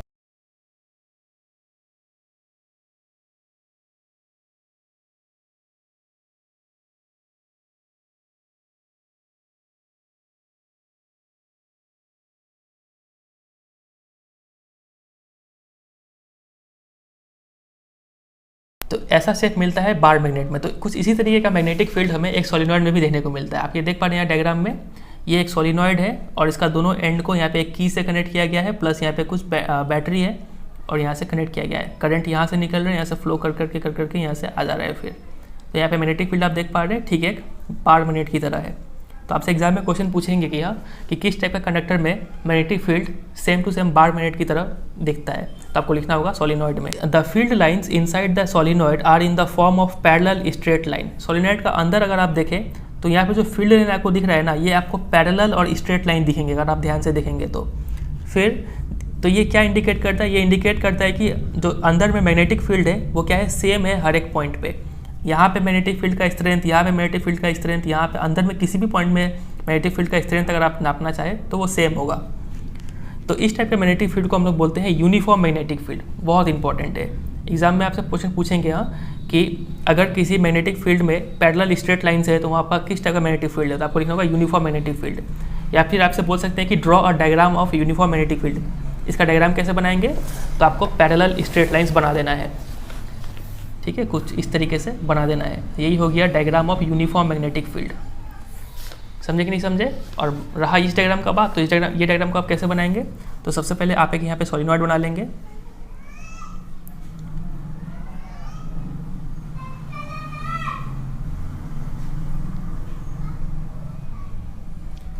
सॉलिनॉइड बनाने के बाद यहाँ से इसको लंबा खींचेंगे, यहाँ से भी लंबा खींचेंगे, यहाँ पे कुछ सेल्स बना दीजिए और यहाँ पे की दे दीजिए। ये बड़ा वाला में प्लस, छोटा वाला में माइनस, यहाँ पे के, इतना समझे। अब यहाँ से कुछ 10-11 लाइन बना लीजिए अंदर में स्केल से, हाँ, एकदम सीधा सीधा।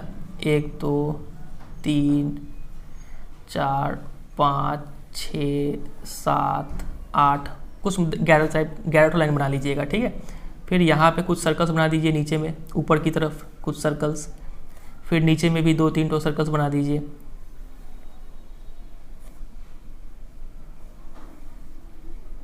कुछ सर्कल्स यहाँ पे भी एक ठो और फिर जो बचा हुआ लाइन से उस सबको ऐसे करके निकाल दीजिए।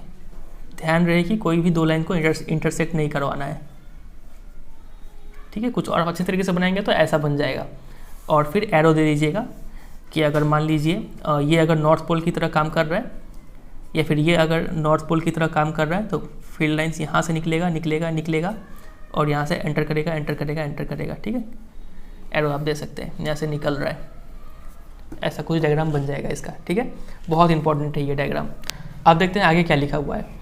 अ strong magnetic field produced inside a solenoid can be used to magnetize a piece of magnetic material like soft iron when placed inside the coil. अब देखिए ये तो एक कॉइल शेप का था, अंदर में अभी भी स्पेस है ना, स्प्रिंग जैसा ही है। तो उस स्पेस में क्या कर सकते हैं, कोई मैग्नेटिक मटेरियल जैसे कि सॉफ्ट आयरन हम इसके अंदर डाल सकते हैं। इससे क्या होगा कि ये जो सॉफ्ट आयरन है वो क्या हो जाएगा, मैग्नेटाइज हो जाएगा। और जो मैग्नेट इस टाइप से बन के जो निकलेगा ना, उस मैग्नेट को हम लोग क्या बोलते हैं, इलेक्ट्रोमैग्नेट बोलते हैं। वेरी इंपॉर्टेंट, इतना समझे आप। तो ये डायग्राम में भी आप देख पा रहे हैं, ये था कॉइल, उसके अंदर एक सॉफ्ट आयरन डाल दिया गया और ये क्या हो जाएगा, मैग्नेटाइज हो जाएगा, ठीक है। अब देखिए यहाँ पे क्वेश्चन बनता है कि what is the difference between a bar magnet and a current carrying solenoid. दोनों ही तो सेम टाइप का मैग्नेटिक फील्ड प्रोड्यूस करते हैं, तो दोनों में डिफरेंस क्या है। तो डिफरेंस ये है कि एक जो बार मैग्नेट है ना, इसका जो मैग्नेटिक फील्ड है वो फिक्स होगा, इसको बढ़ा घटा नहीं सकते हैं। लेकिन एक करंट कैरिंग सोलिनॉइड का जो मैग्नेटिक फील्ड है, इसको हम चाहे तो बढ़ा सकते हैं करंट इंक्रीज करके, या फिर नंबर ऑफ टर्न्स इंक्रीज करके, या फिर घटा भी सकते हैं। ये हो गया पहला डिफरेंस। और दूसरा, हम चाहे तो इसका हम पोल्स चेंज नहीं कर सकते बार मैग्नेट का, north pole south pole fix है। लेकिन एक सोलिनॉइड का हम लोग पोल्स चेंज कर सकते हैं अगर हम करंट का डायरेक्शन चेंज कर देंगे तो, ठीक है। तो ये 2 डिफरेंस हो जाएगा between a bar magnet and a current carrying solenoid. तो ये हमने समझ लिया सोलिनॉइड में कैसा मैग्नेटिक फील्ड बनता है। चलिए देखते हैं क्या क्या टाइप का क्वेश्चन यहाँ पे बन सकता है।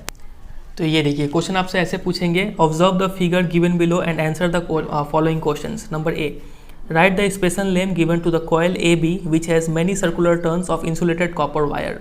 तो इस फिगर का नाम क्या है, हमें पता है सोलिनॉइड इसको बोलते हैं, ठीक है। तो आंसर हो जाएगा solenoid. Question number B, state the nature of magnetic field inside A B when a current is pass through it. जब इससे करंट पास करेंगे तो इसके अंदर में कैसा मैग्नेटिक फील्ड प्रोड्यूस होगा, तो आपको लिखना होगा यूनिफॉर्म मैग्नेटिक फील्ड, ठीक है। Question number C, redraw the diagram and sketch the pattern of magnetic field lines through and around A B. इस डायग्राम को रीड्रॉ करके मैग्नेटिक फील्ड लाइंस बनाना है, तो आपको ये डायग्राम बना के देना होगा, ठीक है। फिर देखिए अगला क्वेश्चन है क्वेश्चन नंबर डी, लिखा हुआ है list 2 factors on which the strength of magnetic field produced by A B depends. यहाँ पे जो मैग्नेटिक फील्ड बना है ना उसका स्ट्रेंथ किस चीज़ पर डिपेंड करता है। तो पहला पॉइंट तो हो जाएगा करंट पर डिपेंड करेगा, जितना ज़्यादा करंट पास कीजिए उतना ज़्यादा इसका स्ट्रेंथ बढ़ जाएगा। और दूसरा पॉइंट हो जाएगा नंबर ऑफ टर्न्स, इसमें जितना नंबर ऑफ टर्न्स ये जितना गोल गोल घुमाएंगे उतना मजबूत यहाँ पे मैग्नेटिक फील्ड प्रोड्यूस होगा। तो 2 फैक्टर क्या हो गए, नंबर 1 स्ट्रेंथ ऑफ करंट या फिर अमाउंट ऑफ करंट या फिर मैग्नीट्यूड ऑफ करंट, और number 2 number of turns in the solenoid. अगला क्वेश्चन बनेगा कि what is the effect of placing an iron core in the coil A B. अगर A B के अंदर आयरन कॉइल इंसर्ट कर देंगे तो क्या इफेक्ट होगा, तो वो आयरन कॉइल क्या हो जाएगा, इलेक्ट्रोमैग्नेट बन जाएगा। ठीक है, तो इस टाइप से यहाँ पे क्वेश्चन बनता है। चलिए कुछ यहाँ पे क्वेश्चन देखते हैं। पहला क्वेश्चन है consider a circular loop of wire lying in a plane of the table. ये मान लीजिए टेबल है और इस टेबल पे एक सर्कुलर लूप मतलब होता है फंदा, ठीक है, तार का फंदा यहाँ पे पड़ा हुआ है।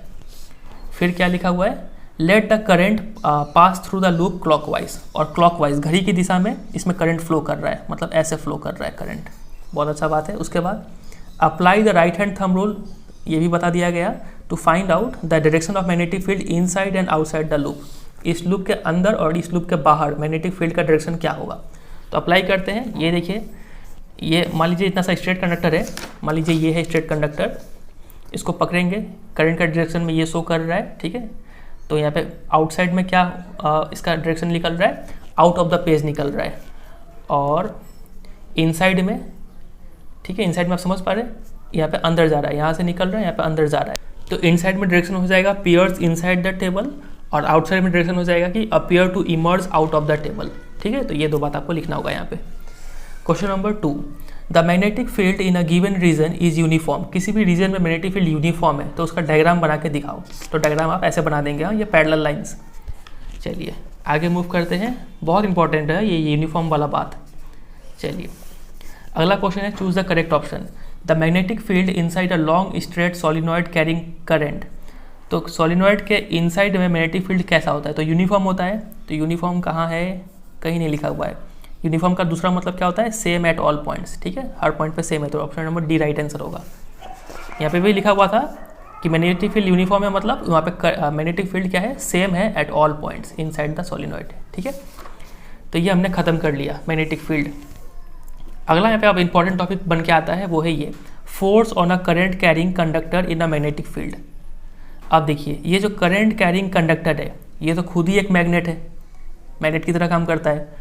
और मैग्नेटिक फील्ड, पहले से ही आप कोई मैग्नेट ले लीजिए, ये भी एक मैग्नेट है। तो जब 2 मैग्नेट को साथ रखेंगे तो उस पर कुछ फोर्स पड़ेगा, ठीक है ना। तो वो फोर्स कितना पड़ेगा, कैसा पड़ेगा, वो अब हमें इस टॉपिक में पढ़ना है। चलिए इस एक्टिविटी से शुरुआत करते हैं। इस एक्टिविटी में बोला गया है कि take a small aluminium rod A B. ये जो आप रॉड देख रहे हैं ए बी, ये एक एल्यूमिनियम रॉड है। यूजिंग 2 कनेक्टिंग वायर्स, इसको हैंग कर दीजिए हॉरिजेंटली, ठीक है, ऐसे हॉरिजेंटली टांग दीजिए। फिर उसके बाद क्या कीजिए, place a strong horseshoe magnet. आप इस मैग्नेट को देख पा रहे हैं, इसको हॉर्सशू मैग्नेट बोलते हैं। इस तरीके से रखिए इस हॉर्सशू मैग्नेट, मान लीजिए ये मेरा उंगली हॉर्सशू मैग्नेट है और ये है एल्यूमिनियम रॉड। तो इस हॉर्सशू मैग्नेट को इस तरीके से रखिए कि इसका नॉर्थ पोल नीचे हो, साउथ पोल ऊपर हो, और इस नॉर्थ और साउथ के बीच में ये एल्यूमिनियम रॉड ऐसे करके पड़ा रहे। समझ रहे बात कह रही। अब यहाँ पे नॉर्थ है, यहाँ पे साउथ है, मतलब मैग्नेटिक फील्ड का डायरेक्शन क्या होगा, ऐसे होगा ना डायरेक्शन, नॉर्थ से साउथ, नॉर्थ से साउथ, नॉर्थ से साउथ। मतलब ये है अगर कोई हॉर्सशू मैग्नेट, तो मैग्नेटिक फील्ड का डायरेक्शन कुछ इस दिशा में होगा। ठीक है, तो यहाँ पे बोला गया कि ऐसे आप ऐसे प्लेस कर दीजिए। उसके बाद इस एल्यूमिनियम रॉड को कनेक्ट कर दीजिए सीरीज़ में एक बैटरी के साथ, की के साथ, और एक रोस्टेट डायग्राम में नहीं दिख रहा है लेकिन फिर भी यहाँ पे लिखा हुआ है, चलिए कोई बात नहीं। फिर उसके बाद नाउ पास द करंट। अब इसमें स्विच ऑन कीजिए। जैसे आप स्विच ऑन करेंगे तो यहाँ पे प्लस है, करंट यहाँ से निकलेगा, फिर बी से होते हुए ए से होते हुए फिर ये करंट वापस यहाँ पे आएगा। तो करंट यहाँ पे बी से ए फ्लो कर रहा है। ठीक है, व्हाट डू यू ऑब्जर्व। तो आप क्या ऑब्जर्व करेंगे, तो आप ऑब्जर्व करेंगे कि जो रॉड है वो लेफ्ट की तरफ डिस्प्लेस हो गया। अब हमें तो पता है जैसे करंट ऑन किया हमने तो ये मैग्नेट बन गया, ये भी मैग्नेट, तो 2 फोर्स तो लगना ही है वहाँ पे। तो मान लीजिए ये जो नीब है इसका, ये करंट का डायरेक्शन शो कर रहा है। ये है मेरा हॉर्सशू मैग्नेट, ठीक है, ये हॉर्सशू मैग्नेट है, ये है एल्यूमिनियम रॉड। तो जैसे ही स्विच ऑन किया हमने तो ये जो एल्यूमिनियम रॉड है ये लेफ्ट की तरफ, मतलब इधर मूव कर जाएगा। ठीक है, ऐसे फोर्स लगने का वजह से। फिर अगली बार आप क्या किया गया, reverse the direction of current. Current का डायरेक्शन चेंज करना है, आप इस बैटरी को पलट दीजिए तो अब करंट इस डायरेक्शन में फ्लो करेगा, ठीक है, ए से बी की तरफ फ्लो करेगा। तो अब की बार जब स्विच ऑन करेंगे ना, तो ये जो एल्यूमिनियम रॉड है वो इस तरफ मूव करेगा, राइट की तरफ, समझ रहे इतना। तो चलिए, तो ये हुआ एक्टिविटी, और हमने देख लिया कैसे कैसे फोर्स लगता है। तो देखिए इस एक्टिविटी से क्या साबित होता है, इस एक्टिविटी से ये साबित होता है, कंक्लूजन ये निकलता है कि अ force is exerted on a current carrying aluminium rod. इस एल्यूमिनियम रॉड पे फोर्स एक्सर्ट हुआ when it is placed in a magnetic field, जब इसको एक मैग्नेटिक फील्ड पे रखा गया तो। लेकिन बशर्ते इस एल्यूमिनियम रॉड में क्या होना चाहिए, करंट कैरिंग होना चाहिए, ठीक है। तो इसके ऊपर भी ये डायरेक्ट आपसे क्वेश्चन आएगा कि इस एक्टिविटी को एक्सप्लेन करो या फिर डिस्क्राइब करो। तो आपको ये डायग्राम अच्छे से प्रैक्टिस करना है, और प्लस ये लिखने का तरीका वही होगा। फिर से एम लिखेंगे सबसे पहले। एम क्या होगा, एम होगा कि to show that a force is exerted on a current carrying conductor in a magnetic field, ठीक है। एम हो गया ये। एपरेटस नीडेड, एपरेटस में आप लिखेंगे aluminium rod, horseshoe magnet, connecting wires, की, बैटरी, स्टैंड, ठीक है, ये सब चीज़ चाहिए एपरेटस में। तो देखिए प्रोसीजर में सबसे पहला पॉइंट हम क्या लिखेंगे, सबसे पहले तो हम लोग लिखेंगे कि hang the aluminium rod horizontally, ठीक है, पहला पॉइंट। दूसरा पॉइंट में लिखेंगे कि place a horseshoe magnet in such a way that the rod lies between the two poles with the magnetic field directed upward, ठीक है, मैग्नेटिक फील्ड अपवर्ड की तरफ होना चाहिए, नॉर्थ से साउथ। ये हो जाएगा दूसरा पॉइंट में। फिर तीसरा पॉइंट में हमें क्या लिखना है, तीसरा पॉइंट में हम लिखेंगे कि इस एल्यूमिनियम रॉड को सीरीज़ में कनेक्ट कर दीजिए की और बैटरी के साथ, ठीक है, सीरीज़ में। फिर उसके बाद ये हो गया तीसरा में। और चौथा में लिखेंगे स्विच ऑन द की या फिर प्लग इन द की। चौथा में हमने स्विच ऑन किया। फिर पांचवा स्टेप में हमने क्या करेंगे कि इस करंट को रिवर्स कर देंगे, रिवर्स द करंट, ठीक है। इतना चीज़ हमने किया प्रोसीजर में। अब हमें लिखना क्या है, अब हमें लिखना है ऑब्जर्वेशन। ऑब्जर्वेशन में देखिए, तो चौथा में अलग ऑब्जर्वेशन था, पांचवा में अलग ऑब्जर्वेशन था। तो ऑब्जर्वेशन में लिखेंगे नंबर 4 में ऑब्जर्वेशन होगा कि the aluminium rod is deflected towards the left. और पांचवा में ऑब्जर्वेशन होगा, पांचवा पॉइंट का ऑब्जर्वेशन कि aluminium rod is deflected towards the right, ठीक है। तो ये हो जाएगा यहाँ पे ऑब्जर्वेशन। और लास्ट में लिखना होगा कंक्लूजन। तो कंक्लूजन हम यही लिख सकते हैं यहाँ पे कि अ force is exerted on a current carrying aluminium rod when it is placed in the magnetic field. इतना लिखना होगा आपको। अब देखिए, ये तो पूरा बात हो गया एक्टिविटी का। अब कुछ एक्स्ट्रा इन्फॉर्मेशन, अगर हम इस हॉर्सशू मैग्नेट को, नीचे नॉर्थ था ऊपर साउथ था, अगर हम इसको पलट दें, ऊपर नॉर्थ कर दें नीचे साउथ कर दें ना, तब भी इसका जो फोर्स का डायरेक्शन है वो चेंज हो जाएगा। मान लीजिए नंबर 4 में हमने क्या किया था, करंट बी से ए में आ रहा है, और जब मैग्नेटिक फील्ड नॉर्थ से साउथ हो रहा था तो ये जो एल्यूमिनियम रॉड है वो इस तरफ डिफ्लेक्ट किया था ना। अब मान लीजिए करंट अभी वैसे ही आ रहा है, बी से ए की तरफ ही आ रहा है, लेकिन अब हमने इसको पलट दिया, ये नॉर्थ को ऊपर कर दिया, साउथ को नीचे कर दिया। तो अब की बार ये जो एल्यूमिनियम रॉड है वो इस तरफ डिस्प्लेस होगा, ठीक है। तो इस बात को ध्यान रखिएगा। तो हमने अभी तक दो चीज़ पाया, अगर हम करंट का डायरेक्शन चेंज करते हैं तो फोर्स का डायरेक्शन चेंज हो जाता है, ठीक है। जब करंट हम लोग इधर से भेज रहे थे तो मैग्नेटिक ये फोर्स इधर लग रहा था, ये इधर डिफ्लेक्ट हो रहा था। जब करंट हम लोग उल्टा भेजने लगे तो ये इधर डिफ्लेक्ट होने लगा। और अगर हम मैग्नेटिक फील्ड का डायरेक्शन भी चेंज करते हैं ना, तो फोर्स का डायरेक्शन भी तब भी चेंज होता है। तो एग्जाम में ये क्वेश्चन आता है कि ये जो फोर्स का डायरेक्शन है वो किस चीज़ पे डिपेंड करता है। तो आपको लिखना होगा दो चीज़ पे डिपेंड करता है ये, नंबर 1 डायरेक्शन ऑफ करंट और number 2 direction of magnetic field. तो वो यहाँ पे लिखा हुआ है, it shows that the direction of force on the conductor depends upon the direction of current, number 1, और नंबर 2 हो जाएगा डायरेक्शन ऑफ मैग्नेटिक फील्ड। ये दो चीज़ पे डिपेंड करता है। और एक्सपेरिमेंट करके ये भी पाया गया है कि ये जो फोर्स है ना, सबसे मजबूत फोर्स तभी लगेगा जब मैग्नेटिक फील्ड और ये करंट कैरिंग कंडक्टर का डायरेक्शन एक दूसरे में परपेंडिकुलर हो। तो मान लीजिए ये है अपना हॉर्सशू मैग्नेट और ये है अपना एल्यूमिनियम रॉड।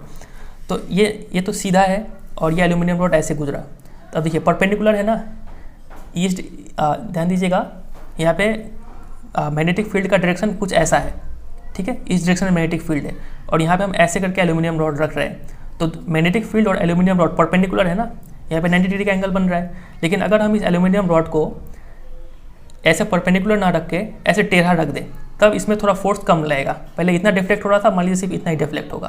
पहले इतना डिफ्लेक्ट हो रहा था, अब मान लीजिए सिर्फ इतना ही डिफ्लेक्ट होगा, ठीक है। तो मैक्सिमम फोर्स तभी लगता है जब ये मैग्नेटिक फील्ड लाइंस और कंडक्टर परपेंडिकुलर हो तब, ठीक है। तो वही यहाँ पे लिखा हुआ है कि देखिए experiments have shown that the displacement of the rod largest होता है व्हेन डिस्प्लेसमेंट लार्जेस्ट हो या फिर मैग्नीट्यूड ऑफ फोर्स हाईएस्ट हो जब direction of current right angles पे हो डायरेक्शन ऑफ मैग्नेटिक फील्ड के। समझ रहे बात का गहराई। चलिए अब देखिए, मान लीजिए ये मैग्नेटिक फील्ड और करंट दोनों परपेंडिकुलर है। अब पता कैसे चलेगा कि फोर्स इधर लगेगा ना कि फोर्स इधर लगेगा? अब इसको पता करने के लिए हमारे पास एक सिंपल सा रूल है जिसको बोलते हैं फ्लेमिंग्स लेफ्ट हैंड रूल। ये लेफ्ट हैंड रूल क्या बोलता है कि अगर आप अपने लेफ्ट हैंड का ये जो फोर्थ फिंगर है, मिडल फिंगर है और थंब है, ये तीनों को परपेंडिकुलर अरेंज कर लीजिए। परपेंडिकुलर अरेंज कैसे करेंगे? देखिए ये दोनों आपस में परपेंडिकुलर है, 90 डिग्री का एंगल यहाँ पे दिख रहा है आपको। फिर ये दोनों भी आपस में परपेंडिकुलर है, यहाँ पे भी अप्रॉक्सीमेटली 90 डिग्री का एंगल दिख रहा है। फिर ये दोनों भी आपस में परपेंडिकुलर है, ठीक है। अगर आप इस तीनों फिंगर को इस तरीके से अरेंज करें म्यूचुअली परपेंडिकुलर, तो आप पाएंगे कि अगर ये डायरेक्शन बताता है करंट का ना, अगर ये डायरेक्शन बताता है करंट का और ये डायरेक्शन बताता है मैग्नेटिक फील्ड का, तो ये जो थंब है ये बताएगा फोर्स किस दिशा में लग रहा है, उसका डायरेक्शन बताएगा ये, ठीक है। अब इसको चलिए यहाँ पे अप्लाई करके देखते हैं। मान लीजिए ये था हॉर्सशू मैग्नेट, ठीक है, ऐसा इस शेप में है आपका हॉर्सशू मैग्नेट। तो नीचे से ऊपर की तरफ मैग्नेटिक फील्ड का डायरेक्शन है, मतलब ये मेरा खड़ा उंगली जो दिखा रहा है ये मैग्नेटिक फील्ड का डायरेक्शन दिखा रहा है। फिर करंट उधर से हॉरिजेंटली आ रहा था यहाँ से, समझे, करंट का डायरेक्शन ये है। तो उसको दिखाने के लिए हमने ये लाइन यूज़ कर लिया। तो खड़ा हो गया मैग्नेटिक फील्ड, ये लाइन हो गया मैग्नेटिक फील्ड का डायरेक्शन, सॉरी करंट का डायरेक्शन। तो फोर्स का डायरेक्शन किधर शो कर रहा है? देखिए इधर शो कर रहा है। तो इसीलिए यहाँ पे बोला गया था कि ये जो इधर डिफ्लेक्ट हुआ, समझ रहे हैं। जब ऐसा था यहाँ पे हमने फ्लेमिंग्स लेफ्ट हैंड रूल लगाया तो ये इधर डिफ्लेक्ट हुआ। ये फोर्स का डायरेक्शन समझ रहे कैसे पता चल रहा है? ये हुआ मैग्नेटिक फील्ड का direction from south to north, ठीक है, नॉर्थ टू साउथ ऊपर की तरफ, और ये हो गया करंट का डायरेक्शन हॉरिजेंटली, तो फोर्स इधर लग रहा था, समझ रहे। तो वही चीज़ यहाँ पे दिखाया गया है। तो ये पूरा इसको स्टेटमेंट हो गया, ये आप लिख सकते हैं। अब ये जो फोर्स है ना, जो एक करंट कैरिंग कंडक्टर एक्सपीरियंस करता है due to a magnetic field, ये फोर्स का यूज़ कई सारे डिवाइसेस में किया जाता है, जैसे कि इलेक्ट्रिक मोटर हो गया, इलेक्ट्रिक जनरेटर हो गया, loud speaker, microphones, measuring instruments, ये सब में इस प्रिंसिपल का यूज़ किया जाता है, ठीक है। तो ये बात ध्यान रखिएगा। आगे बढ़ने से पहले यहाँ पे 2-3 बात आपको और पता होना चाहिए कि मान लीजिए अगर करंट इस डायरेक्शन में फ्लो कर रहा है, ठीक है, करंट अगर इस डायरेक्शन में फ्लो कर रहा है तो हम लोग बोलते हैं इलेक्ट्रॉन इस डायरेक्शन में फ्लो कर रहा है। तो ये याद रखिएगा, इलेक्ट्रॉन का मूवमेंट और करंट का मूवमेंट ऑपोजिट होता है। इलेक्ट्रॉन अगर इधर मूव करता है तो करंट उधर मूव करेगा, ये पहला बात। दूसरा, अगर प्रोटॉन कभी इधर मूव कर रहा है तो हम लोग बोलते हैं कि करंट भी क्या कर रहा है, उधर मूव कर रहा है। ये दूसरा बात आप याद रखिएगा। प्रोटॉन बोला जाए या फिर अल्फा पार्टिकल बोला जाए, ठीक है, ये अल्फा ऐसे डिनोट करते हैं, अल्फा पार्टिकल बोला जाए, ये सब क्या होता है, पॉजिटिवली चार्ज होते हैं। तो जिधर पॉजिटिव चार्ज का मूवमेंट होगा हम लोग बोलते हैं करंट भी उधर ही मूव कर रहा है, और जिधर नेगेटिव चार्ज का मूवमेंट होगा करंट उसके ऑपोजिट मूव करेगा। ये 2 बात आप ध्यान रखिएगा, ठीक है। प्रोटॉन का चार्ज पॉजिटिव होता है, इलेक्ट्रॉन का चार्ज नेगेटिव होता है, और न्यूट्रॉन का चार्ज न्यूट्रल होता है, इसमें कोई चार्ज नहीं होता है। चलिए अब कुछ क्वेश्चंस को सॉल्व करते हैं।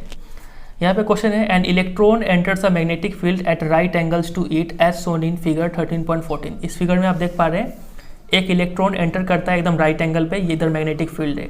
तो इलेक्ट्रॉन इधर एंटर कर रहा है, मतलब हम समझ पा रहे हैं कि करंट किधर फ्लो कर रहा होगा, इसका ऑपोजिट इधर फ्लो कर रहा होगा current. The direction of force acting on the electron will be, तो इलेक्ट्रॉन पे कौन सा डायरेक्शन में फोर्स लगेगा। तो चलिए फ्लेमिंग्स लेफ्ट हैंड रूल लगाते हैं। अब देखिए फ्लेमिंग्स लेफ्ट हैंड लगा के इधर मैग्नेटिक फील्ड है, तो मैग्नेटिक फील्ड कौन सा उंगली शो करता है, ये जो फर्स्ट फिंगर है ये शो करता है। इसको फोर्थ फिंगर या फिर फर्स्ट फिंगर भी बोल सकते हैं, ठीक है। तो ऐसे करके हमने अरेंज कर लिया। अब इलेक्ट्रॉन इधर है, मतलब करंट उधर है, हम तो करंट इधर दिखा रहे हैं, तो ये गलत है, करंट मेरे को उधर शो करना होगा, समझ रहे। ये मैग्नेटिक फील्ड, ये हो गया करंट, तो फोर्स किधर शो कर रहा है, नीचे की तरफ। तो फोर्स कहाँ लगेगा, राइट लेफ्ट में नहीं, आउट ऑफ द पेज नहीं, इनटू द पेज, ठीक है। फोर्स नीचे की तरफ लग रहा है, इनटू द पेज, इसका आंसर हो जाएगा ऑप्शन नंबर डी, समझे। तो ऐसे हम सॉल्व करेंगे। यहाँ पे एक क्वेश्चन देखिए, which of the following property of a proton can change, proton है, ठीक है, can change while it moves freely in a magnetic field. एक प्रोटोन मैग्नेटिक फील्ड में मूव कर रहा है तो उसका कौन सा प्रॉपर्टी चेंज होगा।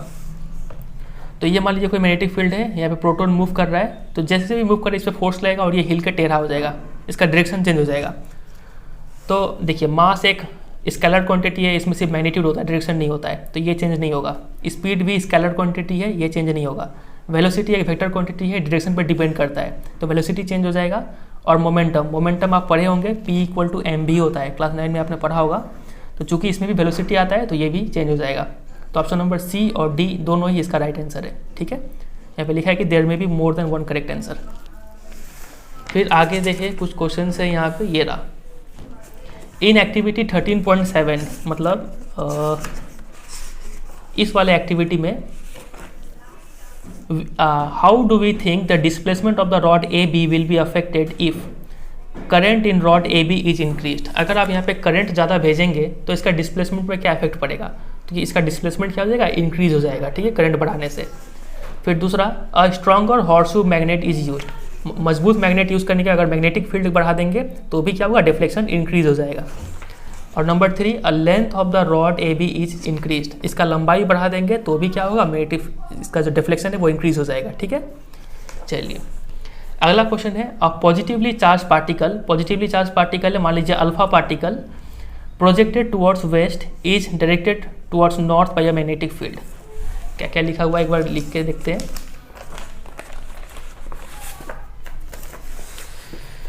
लिखा हुआ था कि जो अल्फा पार्टिकल है वो प्रोजेक्टेड टुवर्ड्स वेस्ट, वेस्ट की तरफ जा रहा था वो, तो ये है मेरा direction north south east west, west की तरफ वो जा रहा था अल्फा पार्टिकल। तो क्या हुआ, डिफ्लेक्टेड टुवर्ड्स नॉर्थ, वो नॉर्थ की तरफ डिफ्लेक्ट हो गया, इधर नॉर्थ की तरफ मूव कर गया, तो इधर फोर्स लगा है इसका मतलब, और इधर वो जा रहा था, पॉजिटिव चार्ज जा रहा है मतलब यही करंट का दिशा है, फोर्स इधर लगा है। तो चलिए, तो पूछा क्या है हमसे, पूछा है the direction of magnetic field is, magnetic field का डायरेक्शन पूछा है हमसे। तो Fleming's left hand rule use करते हैं, करंट इधर है, करंट इधर हमने शो कर दिया, कैसे अरेंज करें, चलिए इसको ऐसे कर लेते हैं, करंट हमने इधर कर लिया और ये मैग्नेटिक इधर चाहिए, फोर्स है, तो फोर्स तो हमें अंगूठा से दिखाना होगा, तो मतलब कुछ कैसा होगा ये,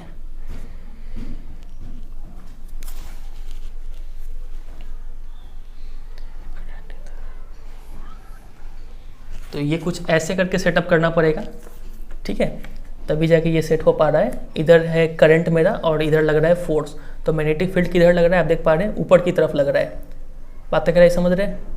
ये अरेंज करना ही काफ़ी थोड़ा डिफिकल्ट होता है, लेकिन कोई बात नहीं। तो ऊपर की तरफ लग रहा है, तो देखते हैं कोई ऑप्शन है क्या, तो यहाँ पे ऑप्शन है अपवर्ड, तो ये इसका राइट आंसर होगा, ठीक है। अब देखिए यहाँ पे क्वेश्चन कुछ ऐसे भी पूछ सकते हैं, आपसे पूछेंगे number A, mention the factors on which the direction of force experience by a current carrying conductor placed in a magnetic field depend. तो वो जो फोर्स का डायरेक्शन है वो किन सब चीज़ों पे डिपेंड करता है, किस डायरेक्शन में फोर्स लगेगा, तो वो दो चीज़ पे डिपेंड करता है, ये फोर्स किस डायरेक्शन पे लगेगा, पहला तो डायरेक्शन ऑफ करंट और number 2 direction of magnetic field, ठीक है। फिर दूसरा क्वेश्चन आपसे पूछा जाएगा, under what condition is the force experience by a current carrying conductor placed in a magnetic field maximum. ये फोर्स मैक्सिमम कब होगा, जब मैग्नेटिक फील्ड लाइंस और करंट जो है वो परपेंडिकुलर हो तब, ठीक है।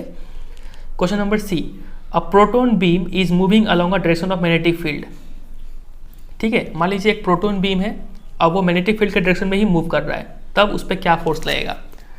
अब कुछ ये बहुत अच्छा क्वेश्चन है, मान लीजिए ये आपका है हॉर्सशू मैग्नेट, ये है नॉर्थ पोल, ये है साउथ पोल, मतलब यहाँ से यहाँ पे मैग्नेटिक फील्ड है, अब यहाँ पे कोई प्रोटॉन मूव कर रहा है मैग्नेटिक फील्ड के डायरेक्शन में भी, मतलब अभी तक हमने क्या देखा था कि करंट इधर से आ रहा था ना, अब मान लीजिए कि करंट इधर ही फ्लो कर रहा है, करंट भी यही दिशा में है, मैग्नेटिक फील्ड भी इसी दिशा में है। जब ऐसा होता है ना, जब करंट और मैग्नेटिक फील्ड का डायरेक्शन सेम होता है, तब उस केस में जो फोर्स है वो जीरो हो जाता है। ये बहुत इंपॉर्टेंट बात है, ये याद रखिएगा, ठीक है। मैक्सिमम तब होगा जब दोनों परपेंडिकुलर हो, और मिनिमम या फिर जीरो तब होगा जब दोनों क्या हो, पैरेलल हो, ठीक है। चलिए, तो ये हुआ यहाँ पे एक क्वेश्चन। अब यहाँ पे देखते हैं आगे क्या लिखा हुआ है, मैग्नेटिज्म इन मेडिसिन। मैग्नेटिज्म का यूज़ कैसे करते हैं हम लोग हेल्थ पर्पज़ के लिए। तो देखिए, आपको पता होगा कहीं कि हमारे शरीर में जो नर्व्स है, ठीक है, जो ब्रेन को मैसेज जाते हैं, वो जाते हैं इन the form of electric impulse, ठीक है, कुछ आयंस हमारे मैसेज को कैरी करते हैं ब्रेन की तरफ। तो ये छोटे छोटे जो आयंस होते हैं ना, ये आयंस भी हल्का सा मैग्नेटिक फील्ड प्रोड्यूस करते हैं, भले ही इनका मैग्नेटिक फील्ड क्या होता है, वेरी वीक होता है, लेकिन थोड़ा तो थोड़ा मैग्नेटिक फील्ड ये लोग प्रोड्यूस करते ही है। और सबसे ज़्यादा मैग्नेटिक फील्ड आपका जो हार्ट है और ब्रेन है, यहाँ पे सबसे ज़्यादा मैग्नेटिक फील्ड प्रोड्यूस होता है। और यही टेक्निक को यूज़ करके जो है MRI, ठीक है, मैग्नेटिक रिजोनेंस इमेजिंग, ये टेक्निक को फॉलो किया जाता है, और इससे हमारे बॉडी के डिफरेंट जो पार्ट्स है उसके इमेज को ऑब्टेन किया जाता है, ठीक है। तो यहीं पे इसका यूज़ बताया गया है, कुछ एग्जामिनेशन पॉइंट ऑफ व्यू से कोई इंपॉर्टेंट नहीं है ये, बस आप इसे ध्यान रखिएगा ये बात। चलिए, जो इंपॉर्टेंट है उस पर आते हैं, ये है इलेक्ट्रिक मोटर। देखते हैं ये क्या है। सबसे पहले समझिए इलेक्ट्रिक मोटर होता क्या है। तो इलेक्ट्रिक मोटर एक रोटेटिंग डिवाइस है जो कन्वर्ट करता है इलेक्ट्रिकल एनर्जी को इनटू मैकेनिकल एनर्जी, ठीक है। इलेक्ट्रिक यहाँ से बैटरी से पावर देंगे और ये घूमने लगेगा, मतलब मैकेनिकल एनर्जी में कन्वर्ट हो जाएगा। कौन से डिवाइसेस है जो मोटर का यूज़ करते हैं? Electric fans, refrigerator, mixer, washing machine, computer, MP3 players etcetera, ये सब यूज़ करते हैं। ठीक है, इसके ऊपर भी क्वेश्चन आता है। अब चलिए देखते हैं इसका वर्किंग और कैसे कैसे ये काम करता है। इसको पूरा लाइन बाय लाइन जाएंगे, ठीक है, तो ध्यान से सुनिएगा इसको। An electric motor shown in figure ये consist of a rectangular coil ABCD। यहाँ पे आपको रेक्टेंगुलर कॉयल ABCD दिख रहा है, ऑफ इंसुलेटेड कॉपर वायर से ये बना हुआ है। The coil is placed between the two poles of a magnetic field such that the arm AB and CD are perpendicular to the direction of magnetic field. इस coil को दो poles के बीच में रखा गया है और इस तरीके से रखा गया है। देखिए यहाँ पे नॉर्थ है या साउथ है, तो मैग्नेटिक फील्ड का डायरेक्शन कुछ ऐसा होगा और यहाँ पे कॉइल्स पड़ रहा है, तो दोनों क्या है, परपेंडिकुलर पड़ रहे हैं। ठीक है, फिर देखिए the ends of the coil are connected to the two halves P and Q of a split ring. ये जो कॉयल का एंड है ये दो हाफ से कनेक्ट किया गया है P और Q से। इसको हम थोड़ा अगर अच्छे से बनाना चाहे तो ये मान लीजिए ये हो गया नॉर्थ पोल, ये यहाँ पे हो गया साउथ पोल। ठीक है, और बीच में हमारा एक कॉयल रखा हुआ है, ये कॉयल है और कॉयल का जो दोनों एंड है वो यहाँ पे स्प्लिट रिंग से कनेक्टेड है।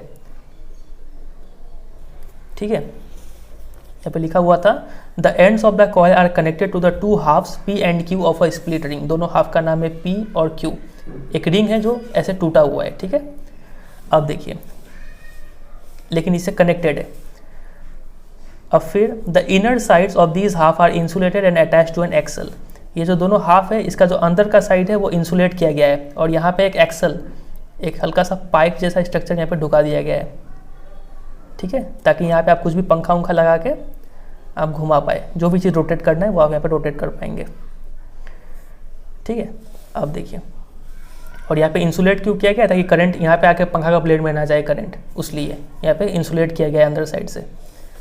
अब देखिए the external conducting edges of the P and Q touch to conducting in stationary brushes X and Y respectively. अब ये जो P और Q है ये दोनों X और Y से टच हो रहे हैं। यहाँ पे दो ठो ब्रश है, ये दो ब्रश है। ठीक है, जिसका नाम दिया गया है X और Y, लेकिन ये दोनों ब्रश क्या है, स्टेशनरी है। यहाँ पे लिखा हुआ स्टेशनरी, मतलब ये दोनों हिलेंगे नहीं। P और Q तो मूव रोटेट कर सकेंगे, जब ये घूमेगा ठीक है तो P भी घूम जाएगा इनके साथ में, Q भी ऐसे से घूमने लगेगा, लेकिन X और Y एक जगह फिक्स रहेंगे। अब उसके बाद ये जो X और Y है ऐसे करके यहाँ पे बैटरी और की से कनेक्टेड है। यहाँ पे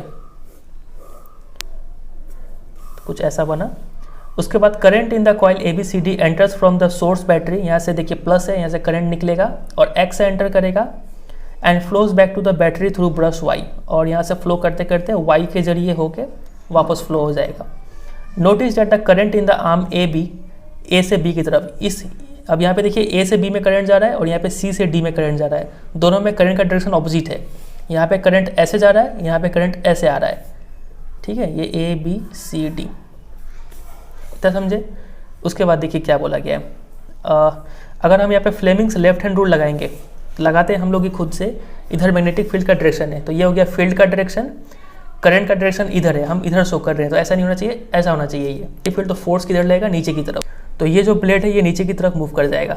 ठीक है, नीचे की तरफ फोर्स लगा। अब यहाँ पे देखें, यहाँ पे मैग्नेटिक फील्ड इस दिशा में है, करंट इस दिशा में है, तो फोर्स ऊपर लग रहा है, तो फोर्स यहाँ पे ऊपर की तरफ लगेगा। अब देखिए ये नीचे लगा, ये ऊपर लगा, तो ऐसे करके ये रोटेट हो जाएगा। ठीक है, तो रोटेट होने के बाद देखिए we find that the force acting on arm AB pushes it downward. AB को नीचे की तरफ फोर्स लग रहा है, while the force acting on arm CD pushes it upward, CD में ऊपर की तरफ लग रहा है। Thus the coil and the axle O mounted free to turn about an axis rotate anti clockwise। तो ये जो coil है और एक्सल रोटेट कर जाएंगे, वो भी एंटी क्लॉकवाइज, इस दिशा में ऐसे रोटेट कर रहे हैं ना, तो ये एंटी क्लॉकवाइज डायरेक्शन है। आफ्टर हाफ रोटेशन, आधा रोटेशन होने के बाद ये CD इधर आ जाएगा, AB उधर चला जाएगा। Q makes contact with the brush X। अब ये Q CD के साथ, तो Q भी इधर आ गया होगा ना, पूरा रोटेट हो गया, तो अब Q X के साथ कांटेक्ट बना रहा है और P जो है Y के साथ कांटेक्ट बनाएगा हाफ रोटेशन के बाद। तो अब देखिए क्या होता है, अब करंट कैसे फ्लो करेगा। अब जो है ये फिर से हमारा वही मैग्नेट है और ये फिर से हमारा वही कॉइल है। अब इधर देखिए, पहले तो AB इधर था, CD इधर था ना, अब AB इधर आ गया है और जो CD है वो नीचे आ गया है। ठीक है, अब करंट कैसे फ्लो करेगा, DCBA में फ्लो करेगा। तो यहाँ पे लिखा है DCBA में करंट फ्लो करेगा। A device that reverse the direction of flow of current through a circuit is called a commutator.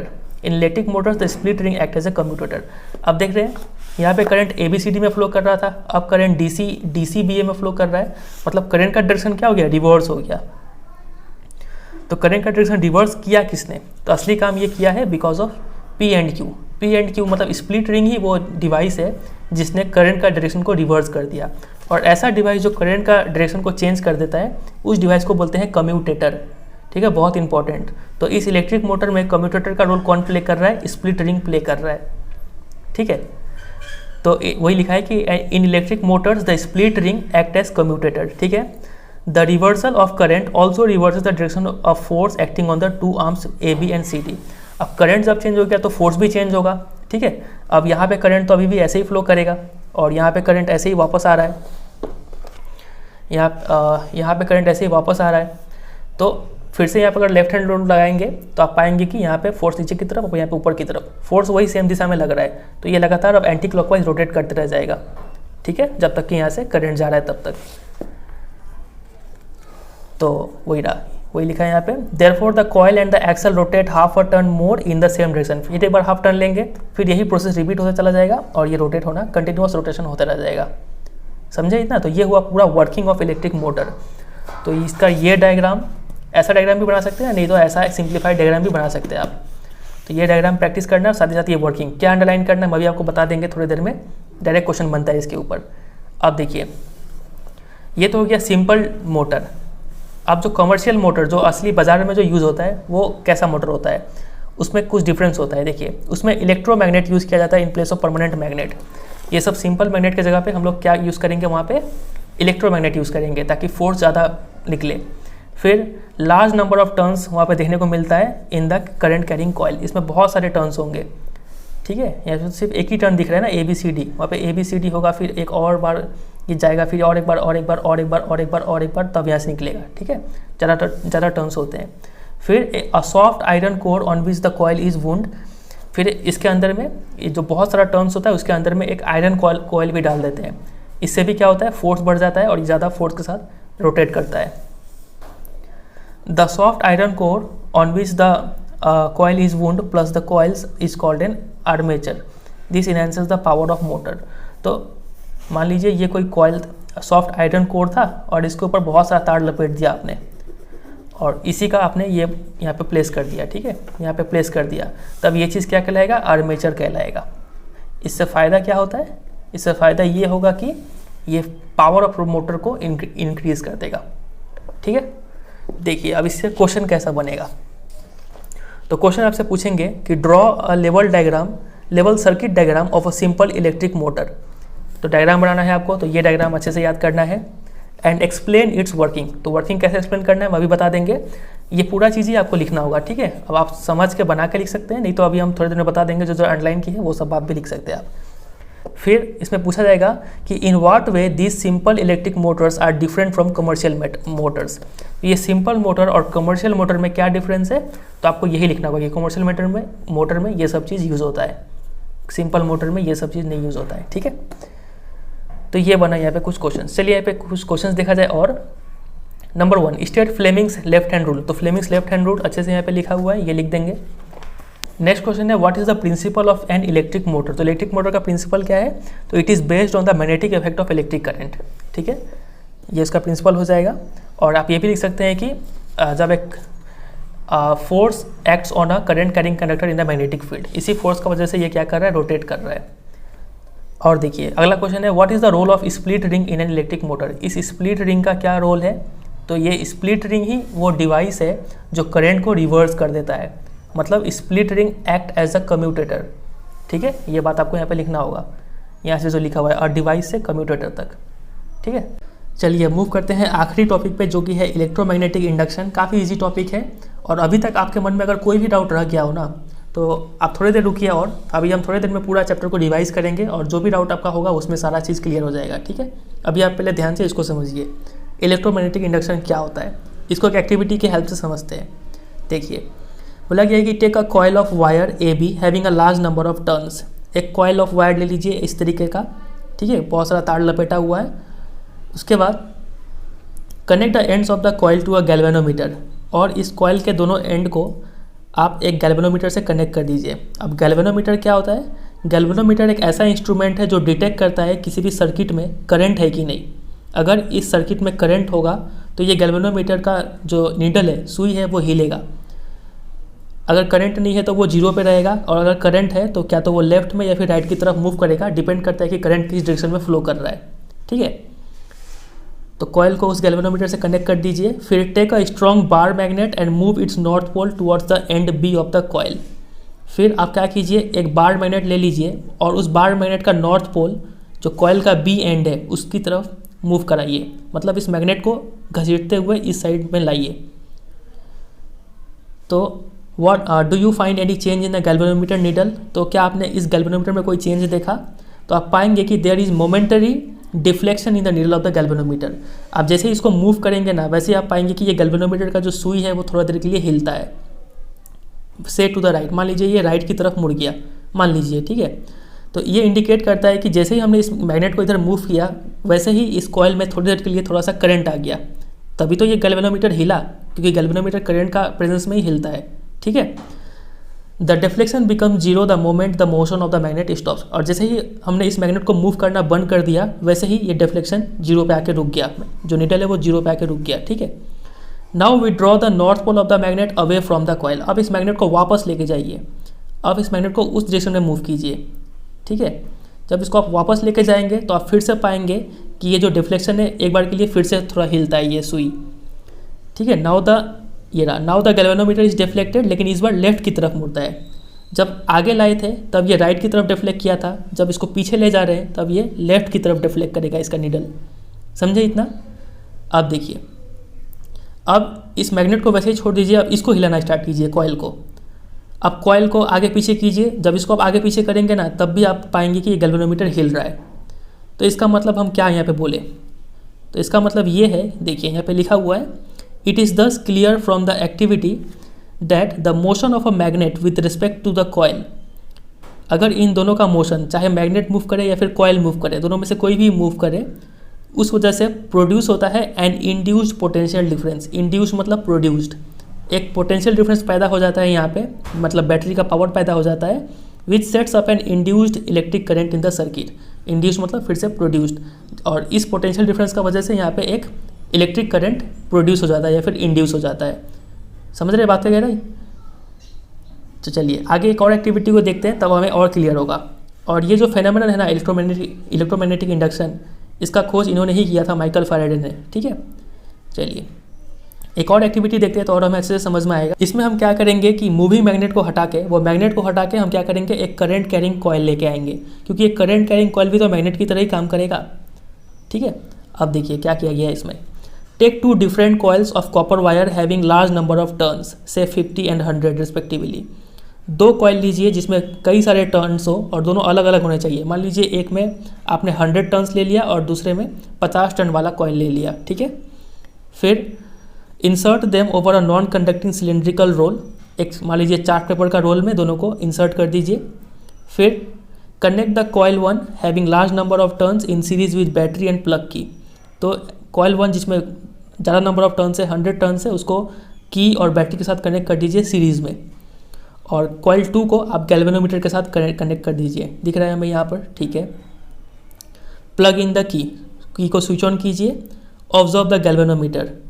अब जैसे ही आप इसको स्विच ऑन करेंगे, आप देखिए कि गैल्वेनोमीटर में कुछ चेंज हो रहा है क्या। बहुत इंपॉर्टेंट है ये एक्टिविटी, ध्यान से सुनिएगा इसको। तो you will observe that the needle of the galvanometer instantly jumps to one side and then as quickly returns to the zero. मतलब जैसे ही हमने इसको स्विच ऑन किया, वैसे ही ये सुई तुरंत के तुरंत इधर मूव किया और तुरंत के तुरंत वापस फिर जीरो पे आ गया। ठीक है, फिर डिसकनेक्ट कॉइल 1, फिर हमने इस स्विच को ऑफ किया। जैसे ही हमने ऑफ किया, फिर से ये डिफ्लेक्शन इस साइड हुआ इस बार, और फिर तुरंत के तुरंत वापस जीरो पे आ गया। समझ रहे बात वगैरह ही? और अब देखिए, तो इससे हमें क्या समझ में आ रहा है। तो from this observation we conclude that a potential difference is induced in the coil 2 whenever the electric current through the coil 1 is changing, starting या फिर स्टॉपिंग। जैसे ही हमने इस कॉइल 1 में करंट को स्टार्ट किया या फिर करंट को स्टॉप किया, वैसे ही यहाँ पे हमें करंट, इलेक्ट्रिक करंट इंड्यूस होता हुआ दिखा। ठीक है, तो यहाँ पे जो कॉइल 1 है ना, इसको हम लोग प्राइमरी कॉइल बोलते हैं, और जो कॉइल 2 है इसको सेकेंडरी कॉइल बोलते हैं। इसके ऊपर भी क्वेश्चन बनता है। तो देखिए, जैसे ही फर्स्ट कॉइल में करंट चेंज होता है तो magnetic field associated with it also changes. Current coil 1 में जब करंट चेंज हुआ, मैग्नेटिक फील्ड भी यहाँ पे चेंज हो गया। अब देखिए, इस दस the magnetic field lines around the secondary coil also changes. अब इसमें मैग्नेटिक फील्ड चेंज होने की वजह से यहाँ पे जो मैग्नेटिक फील्ड था कॉइल 2 में वो भी चेंज हो गया, इसका मैग्नेटिक फील्ड जो यहाँ पे पड़ रहा था वो भी चेंज हो गया। अब hence the change in magnetic field lines associated with the secondary coil is the cause of induced electric current in it. अब ये काफ़ी इंपॉर्टेंट लाइन है।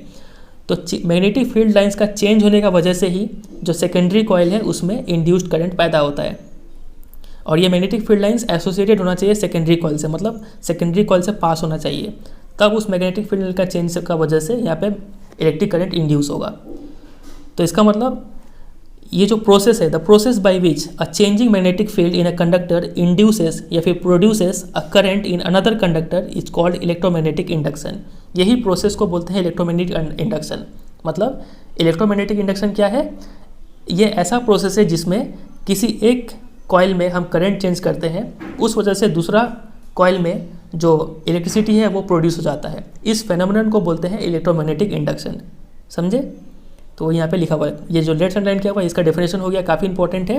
तो हम लोग करंट को इंड्यूस कैसे कर सकते हैं, प्रोड्यूस कैसे कर सकते हैं? तो we can induce current in a coil either by moving it in a magnetic field और by changing the magnetic field around it. दो तरीके से करंट को इंड्यूस किया जा सकता है। क्या तो आप मूव कराइए मैग्नेट को या फिर कॉइल को मूव कराइए एक दूसरे के साथ, या फिर आप उस मैग्नेटिक फील्ड को चेंज करते रहिए। ठीक है, तो ज़्यादातर कन्वीनियंट क्या होता है, हम लोग मूव कराने का प्रीफर करते हैं कॉइल को मैग्नेटिक फील्ड में, और तब हम लोग इलेक्ट्रिसिटी को प्रोड्यूस कर लेते हैं वहाँ पे। समझे इतना? आप देखिए, अब यहाँ पे हमें तो ये पता चल गया कि इसको हम स्विच ऑन स्विच ऑफ करेंगे या फिर कुछ भी करेंगे, इसको यहाँ पे बस मैग्नेटिक फील्ड चेंज होना चाहिए। मैग्नेटिक फील्ड चेंज होने का वजह से ही इस कॉइल 2 में करंट प्रोड्यूस हो जाएगा। अब करंट तो प्रोड्यूस हो गया, अब वो करंट का डायरेक्शन क्या होगा, किस दिशा में करंट बहेगा, अब वो डिटरमाइन करने के लिए हमारे पास एक और रूल है जिसको बोलते हैं फ्लेमिंग्स राइट हैंड रूल। इससे पहले जो हमने पढ़ा था वो था left hand rule. Fleming's right hand rule क्या बोलता है कि अगर आप अपने तीनों उंगलियों को, जैसे कि आपका 4 फिंगर, मिडल फिंगर और थंब, तीनों को म्यूचुअली परपेंडिकुलर आप अगर एक्सटेंड करते हैं, और अगर 4 फिंगर इंडिकेट करता है, 4 फिंगर ऑलवेज मैग्नेटिक फील्ड को इंडिकेट करता है, और अगर आपका जो थंब है वो thumb shows the direction of motion of conductor, thumb show करता है आप कंडक्टर को किस डायरेक्शन में मूव कर रहे हैं, तो आपका जो मिडल फिंगर है ना, ये मिडल फिंगर शो करेगा कि वो जो इंड्यूस करंट है उसका डायरेक्शन क्या है। समझ रहे हैं? इसी को बोलते हैं फ्लेमिंग्स राइट हैंड रूल। तो ये पूरा आपको यहाँ से अच्छे से रट लेना है। चलिए एक क्वेश्चन देखते हैं यहाँ पे, explain different way to induce current in a coil. अलग अलग तरीका है, क्या क्या तरीका है जिससे हम करंट को प्रोड्यूस कर सकते हैं। तो यहाँ पे 2 तरीका है, we can induce current either by moving it in a magnetic field, move करा के, या फिर मैग्नेटिक फील्ड को चेंज करके, लेकिन ज़्यादा कन्वीनियंट ये वाला होता है। लेकिन यहाँ पे आपको सिर्फ ये 2 लिख देना है। ठीक है, चलिए एक और क्वेश्चन यहाँ पे काफ़ी दमदार क्वेश्चन बनता है। ये देखिए, बहुत बहुत बहुत इंपॉर्टेंट, कई बार आ चुका है। आपसे बोला जाएगा कि 2 coils of insulated copper wire are wound over a non conducting cylinder as shown. 2 coils को एक सिलेंडर के ऊपर ऐसे बांधा हुआ है, लपेटा गया है।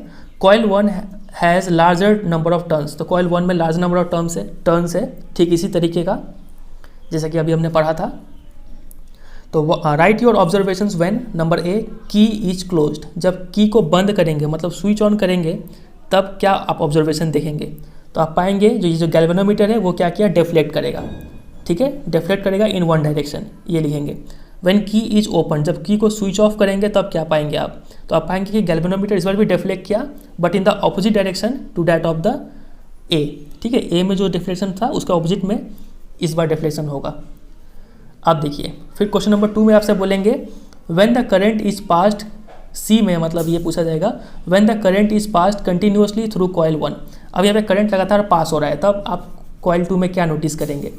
तब आप पाएंगे कि जब करंट लगातार पास कर रहे हैं ना, तो मैग्नेटिक फील्ड तो चेंज नहीं हो रहा है, वो तो कांस्टेंट हो जाएगा।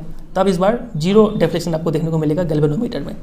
ठीक है, फिर आपको देना होगा name and state the phenomenon responsible for the above observation. तो ये जो आप ऑब्जर्वेशन कर रहे हैं, इस फेनोमेनन को क्या बोलते हैं? तो इसको हम लोग बोलते हैं इलेक्ट्रोमैग्नेटिक इंडक्शन। ठीक है, क्वेश्चन नंबर 4 में पूछेंगे कि write the name of the rule that is used to determine the direction of current produce in the phenomenon. तो यहाँ पे करंट का डायरेक्शन डिटरमाइन करने के लिए हम लोग कौन सा रूल यूज़ करेंगे, फ्लेमिंग्स राइट हैंड रूल, ठीक है। और इसको स्टेट करने के लिए बोला जाए तो आप स्टेट भी कर सकते हैं। क्वेश्चन नंबर 5 में पूछेंगे कि name the 2 coils used in this experiment. दोनों कॉइल का नाम क्या है, कॉइल 1 को बोलते हैं प्राइमरी कॉइल और कॉइल 2 को बोलते हैं सेकेंडरी कॉइल, ठीक है। तो देखिए कैसे कैसे टाइप के क्वेश्चन पूछे जाते हैं यहाँ पे। तो बहुत इंपॉर्टेंट है ये एक्टिविटी भी, और ये सारा चीज़ आपको समझना है यहाँ पे। चलिए, और आगे का जो टॉपिक है ये इलेक्ट्रिक जनरेटर, ये सब सिलेबस से डिलीट हो गया है इस बार के लिए। जो 2021 में बोर्ड्स देंगे उनका ये सिलेबस से हट चुका है, तो ये आपको नहीं पढ़ना है। यहाँ पे जो डोमेस्टिक इलेक्ट्रिकल सर्किट्स ये भी नहीं पढ़ना है। इसी में AC DC वगैरह ये सब चीज़ था। AC और DC में डिफरेंस जो पहले बहुत इंपॉर्टेंट हुआ करता था, ये सब अब हट चुका है, ठीक है। चलिए, ये सब कुछ नहीं पढ़ना है। उसके बाद वहीं तक जहाँ तक पढ़ा है हम वहीं तक पढ़ना है। चलिए, कुछ यहाँ पे समराइज़ करके लिखा हुआ है, कुछ कुछ इंपॉर्टेंट पॉइंट्स देख लेते हैं। सबसे पहला, अ कंपास नीडल भी एक स्मॉल मैग्नेट होता है और इसका एक नॉर्थ पोल होता है, साउथ पोल होता है, सबको पता है। चलिए आगे देखते हैं। A magnetic field exist in the region surrounding a magnet in which the force of magnet can be detected. समझ में आ गया। मैग्नेट के आसपास का वो रीजन जहाँ पे फोर्स उसका डिटेक्ट किया जा सके उसको मैग्नेटिक फील्ड बोलते हैं। अब फील्ड लाइंस को यूज़ करके हम लोग मैग्नेटिक फील्ड को रिप्रेजेंट करते हैं। फील्ड लाइन पाथ है जो एक हाइपोथेटिकल फ्री नॉर्थ पोल वो टेंड टू मूव, मतलब किसी भी मैग्नेटिक फील्ड में जो नॉर्थ पोल है वो किस डायरेक्शन को फॉलो करता है उसी डायरेक्शन को बोलते हैं फील्ड लाइंस या फिर मैग्नेटिक फील्ड लाइंस। फिर देखिए, the direction of the magnetic field at a point is given by the direction that a north pole placed at point would take. तो मतलब नॉर्थ पोल जिस डायरेक्शन में point करेगा वही मैग्नेटिक फील्ड का direction होगा। Field lines are shown closer together when the magnetic field is greater. जहाँ पे मैग्नेटिक फील्ड ज़्यादा हो वहाँ पे फील्ड लाइंस क्या होते हैं, क्लोज होते हैं, आसपास होते हैं। फिर ये सब कुछ और बात लिखा हुआ है यहाँ पे, देख लेते हैं लास्ट में क्या लिखा है। देखिए, the phenomenon of electromagnetic induction is the production of induced current in a coil placed in a region where magnetic field changes with time। तो जहाँ पे मैग्नेटिक फील्ड चेंज हो रहा है वहाँ पे किसी एक कॉइल में करंट प्रोड्यूस हो जाता है जिसको बोलते हैं इंड्यूस्ड करंट, और इसी प्रोडक्शन को बोलते हैं इलेक्ट्रोमैग्नेटिक इंडक्शन, ठीक है। और देखिए आगे क्या लिखा हुआ है, द मैग्नेटिक फील्ड में change due to relative motion between the coil and the magnet. अब मैग्नेटिक फील्ड को कैसे चेंज करेंगे आप, यहाँ पे लिखा हुआ था ना कि मैग्नेटिक फील्ड को चेंज करके करंट प्रोड्यूस कर सकते हैं। तो मैग्नेटिक फील्ड को चेंज कैसे करेंगे, तो ये चेंज कर सकते हैं by the relative motion of coil and magnet. क्या तो आप कॉइल को मूव कीजिए या फिर मैग्नेट को मूव कीजिए। If the coil is placed near to a current carrying conductor the magnet field में change either due to change in current through the conductor और due to relative motion between the coil and the conductor. अगर मान लीजिए आपके पास magnet नहीं है, magnet की जगह पे क्या यूज़ कर रहे हैं, करंट कैरिंग कंडक्टर यूज़ कर रहे हैं, तो उस केस में आप यहाँ पे मूवमेंट करा के तो चेंज कर ही सकते हैं, रिलेटिव मोशन करा के चेंज कर ही सकते हैं कॉइल और कंडक्टर के बीच में, और इंड्यूस करंट पैदा कर सकते हैं। एक और तरीका है, वहाँ पे आप करंट को चेंज करते रहिए, ठीक है। करंट का चेंज करने से भी आप वहाँ पे करंट को जो है इंड्यूस कर लेंगे, इलेक्ट्रोमैग्नेटिक इंडक्शन आपको वहाँ पे देखने को मिलेगा। और यहाँ पे जो करंट प्रोड्यूस होगा उसका डायरेक्शन पता करने के लिए आप कौन सा रूल यूज़ करेंगे, फ्लेमिंग्स राइट हैंड रूल। तो अभी तक हमने 3 टाइप का जो रूल पढ़ा है ना, एक तो था राइट हैंड थंब रूल, एक तो था फ्लेमिंग्स लेफ्ट हैंड रूल, एक तो था Fleming's right hand rule. Thumb rule से क्या पता चलता है, डायरेक्शन ऑफ मैग्नेटिक फील्ड, ठीक है। लेफ्ट हैंड रूल से क्या पता चलता था, डायरेक्शन ऑफ फोर्स। और राइट हैंड रूल से क्या पता चलता है, डायरेक्शन ऑफ इंड्यूस्ड करंट, ठीक है। ये 3 रूल आप ध्यान रखिएगा। चलिए कुछ क्वेश्चंस देखते हैं यहाँ से। विच ऑफ द फॉलोइंग, और जो हम यहाँ पे नहीं पढ़ा है वो सिलेबस से ये सब हट चुका है, ये AC DC वगैरह। यहाँ पे देखिए, which of the following correctly describes the magnetic field near a long straight wire. एक लंबा सा स्ट्रेट वायर है तो वहाँ पे मैग्नेटिक फील्ड का पैटर्न कौन सा होगा, तो कॉन्सेंट्रिक सर्कल्स होता है, ये रहा। ऑप्शन नंबर डी होगा इसका answer. Question number 2, the phenomenon of electromagnetic induction is, ये कौन सा फेनोमेनन है, process of charging a body नहीं, process of generating magnetic field नहीं, process of induced current in a coil, producing induce current in a coil due to relative motion between a magnet and the coil. ये हो जाएगा, induce current produce करते हैं relative motion करवा के, इन दोनों का। सी इसका राइट आंसर होगा। 3, 4 ये सब 5 हट चुका है सिलेबस से। 6 पे आते हैं। 6 का भी ए और सी शिफ्ट करना है यहाँ से। एक इलेक्ट्रिक मोटर कन्वर्ट करता है मैकेनिकल एनर्जी को इलेक्ट्रिकल एनर्जी में, नहीं, ये बात गलत है। मोटर क्या करता है, इलेक्ट्रिकल एनर्जी को मैकेनिकल एनर्जी में कन्वर्ट करता है। क्वेश्चन नंबर सी देखिए, the field at the centre of a long circular coil, सही बात है, सी हो जाएगा ट्रू, ठीक है। Question number 7, list 2 methods of producing magnetic field. तो एक तो हो जाएगा by using natural permanent magnet और दूसरा हो जाएगा करंट कैरिंग कंडक्टर, क्योंकि वो भी एक मैग्नेट की तरह ही काम करता है। तो दो तरीके से हम लोग मैग्नेटिक फील्ड पैदा कर सकते हैं। और देखिए आगे क्वेश्चन है, how does a solenoid behave like a magnet. Solenoid कैसे मैग्नेट की तरह बिहेव करता है। तो आपको लिखना होगा कि ये ठीक बार मैग्नेट की तरह बिहेव करता है। इसका जब मैग्नेटिक फील्ड ड्रॉ करते हैं तो वो सेम टू सेम एक बार मैग्नेट के मैग्नेटिक फील्ड की तरह दिखता है। How can you determine the north and south poles of a current carrying solenoid with the help of a bar magnet. आपके पास एक सोलिनॉइड है, आपको पता नहीं कि इसका नॉर्थ पोल और साउथ पोल कौन सा है, लेकिन आपके पास एक बार मैग्नेट है जिसका नॉर्थ और साउथ आपको पता है। तो आप इसका हेल्प से इसका नॉर्थ और साउथ कैसे पता कर सकते हैं। तो सिंपल सा बात है, आप इसको इसके पास लाइए, इसको मान लीजिए इसके पास लाइए, अगर यहाँ पे चिपक गया मतलब तो ये पक्का साउथ होगा, क्योंकि नॉर्थ था, ये साउथ से ही चिपका होगा। और अगर यहाँ पे रिपेल करता है तो इसका मतलब ये साउथ नहीं होगा, क्या होगा यहाँ पे नॉर्थ होगा। समझे। चलिए question number 9, when is the force experienced bye a current carrying conductor placed in a magnetic field is largest. तो ये वर्ड आप याद रखिएगा, फोर्स से समझिएगा कि ये कौन सा वाला एक्टिविटी का बात किया जा रहा है। याद है हॉर्सू मैग्नेट और यहाँ पे एल्यूमिनियम रॉड था, वो वाला का बात किया जा रहा है। तो ये फोर्स मैक्सिमम कब होता है, तो हमें पता है जब मैग्नेटिक फील्ड और करंट ये दोनों क्या हो, परपेंडिकुलर हो, तब फोर्स मैक्सिमम होता है। क्वेश्चन नंबर 10, ये काफ़ी अच्छा क्वेश्चन है। देखिए, imagine that you are sitting in a chamber with your back to one wall. एक आप मान लीजिए रूम में बैठे हुए हैं, फॉर एग्जाम्पल मान लीजिए यहाँ पे बैठे हुए हैं और आपका फेस इस तरफ है, ठीक है। An electron beam moving horizontally from back wall towards the front wall. एक इलेक्ट्रॉन निकला और बैक से फ्रंट की तरफ जा रहा है। तो इलेक्ट्रॉन इस डायरेक्शन में, मतलब करंट क्या है, इस डायरेक्शन में है। समझे इतना। तो यहाँ पे हमें इतना पता चला कि करंट इस डायरेक्शन में है। अब आगे देखते हैं, is deflected by a strong magnetic field to your right side. लेकिन वो जो इलेक्ट्रॉन है वो राइट साइड में डिफ्लेक्ट हो गया। तो आपका राइट तो ये है, तो ये अब इधर डिफ्लेक्ट हो गया, समझ रहे। तो ये फोर्स का डायरेक्शन मिला और ये हमें करंट का डायरेक्शन मिला। What is the direction of magnetic field. तो मैग्नेटिक फील्ड का डायरेक्शन हमें बताना है। तो आप जब यहाँ पे फ्लेमिंग्स लेफ्ट हैंड रूल लगाएंगे ना, तो आप इसको अगर सही तरीके से अरेंज करते हैं, इधर है करंट, इधर है थंब, इधर आप मिडल फिंगर पॉइंट कीजिए और इस तरफ आप अंगूठा पॉइंट कीजिए, तो ऑटोमेटिक आपका जो रिंग फिंगर, जो फोर्थ फिंगर है, फर्स्ट फिंगर जिसको बोलते हैं, वो नीचे की तरफ पॉइंट करता हुआ दिखेगा आपको, ठीक है। तो वही इंडिकेट कर रहा है मैग्नेटिक फील्ड का डायरेक्शन। तो डाउनवर्ड हो जाएगा इसका आंसर, ठीक है। Direction of magnetic field downward. चलिए आगे मूव करते हैं क्वेश्चन नंबर 11 पे।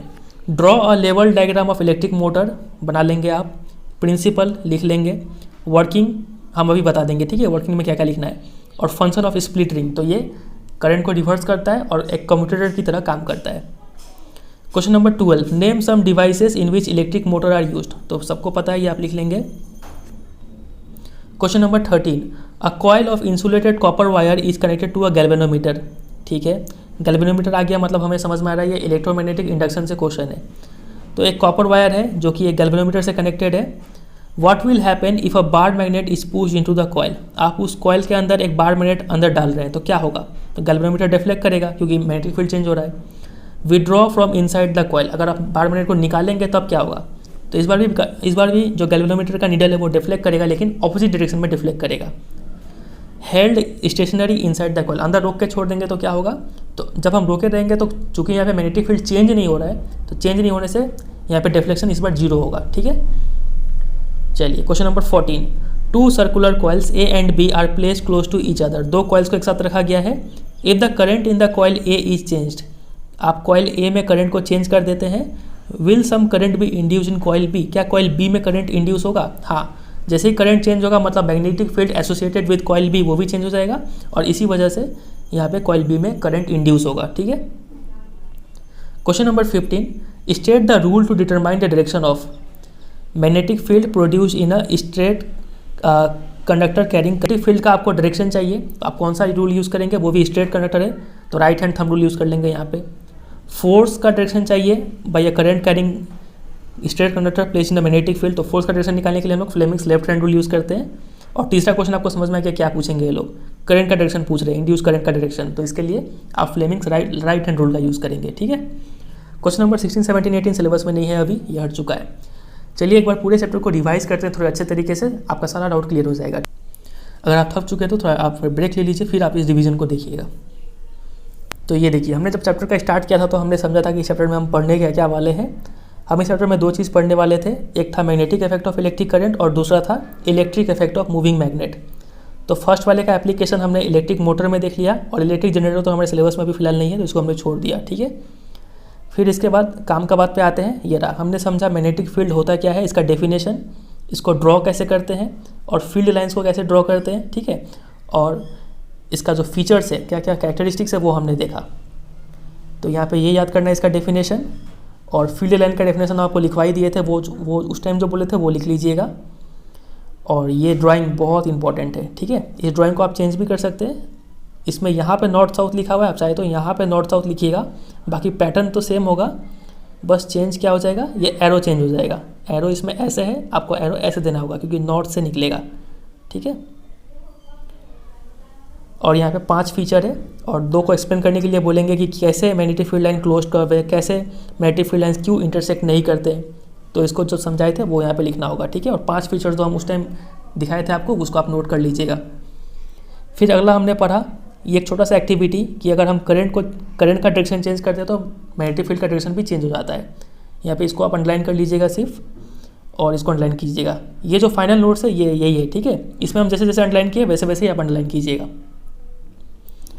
फिर देखिए, फिर हमने देखा 3 टाइप के कंडक्टर से हमने करंट भेजा और देखा कि वहाँ पे मैग्नेटिक फील्ड कैसा कैसा बनता है। सबसे पहले स्ट्रेट कंडक्टर से भेजा, ये एक्टिविटी बहुत इंपॉर्टेंट है, कैसे लिखना है वो हम आपको बताएं 5 स्टेप में, ठीक है। एम, एपर्टस रिक्वायर्ड, प्रोसीजर, फिर ऑब्जर्वेशन, फिर कंक्लूजन। ये डायग्राम बहुत इंपॉर्टेंट। फिर डायरेक्शन कैसे पता करेंगे वो हमने देखा। फिर 2 फैक्टर यहाँ पे देखा कि मैग्नेटिक फील्ड 2 चीज़ पे डिपेंड करता है, एक होता है करंट पे और एक होता है डिस्टेंस पे। यहाँ पे डायरेक्टली डिपेंड करता है और यहाँ पे इन्वर्सली डिपेंड करता है, ठीक है। वही 2 चीज़ यहाँ पे अंडरलाइन करके बताया गया है, आप इसको ऐसे अंडरलाइन कर लीजिएगा। फिर देखिए हमने एक राइट हैंड थंब रूल देखा, इससे क्या पता चलता है, मैग्नेटिक फील्ड का डायरेक्शन पता चलता है, ठीक है, ये याद रखिएगा। और आप चाहे तो यहाँ पे भी लिखा हुआ है, और नहीं तो हम जो बताए थे अच्छा लैंग्वेज में वो लिख लीजिएगा, ठीक है। एक एग्जांपल हमने यहाँ पे सॉल्व किया, काफ़ी अच्छा एग्जांपल था।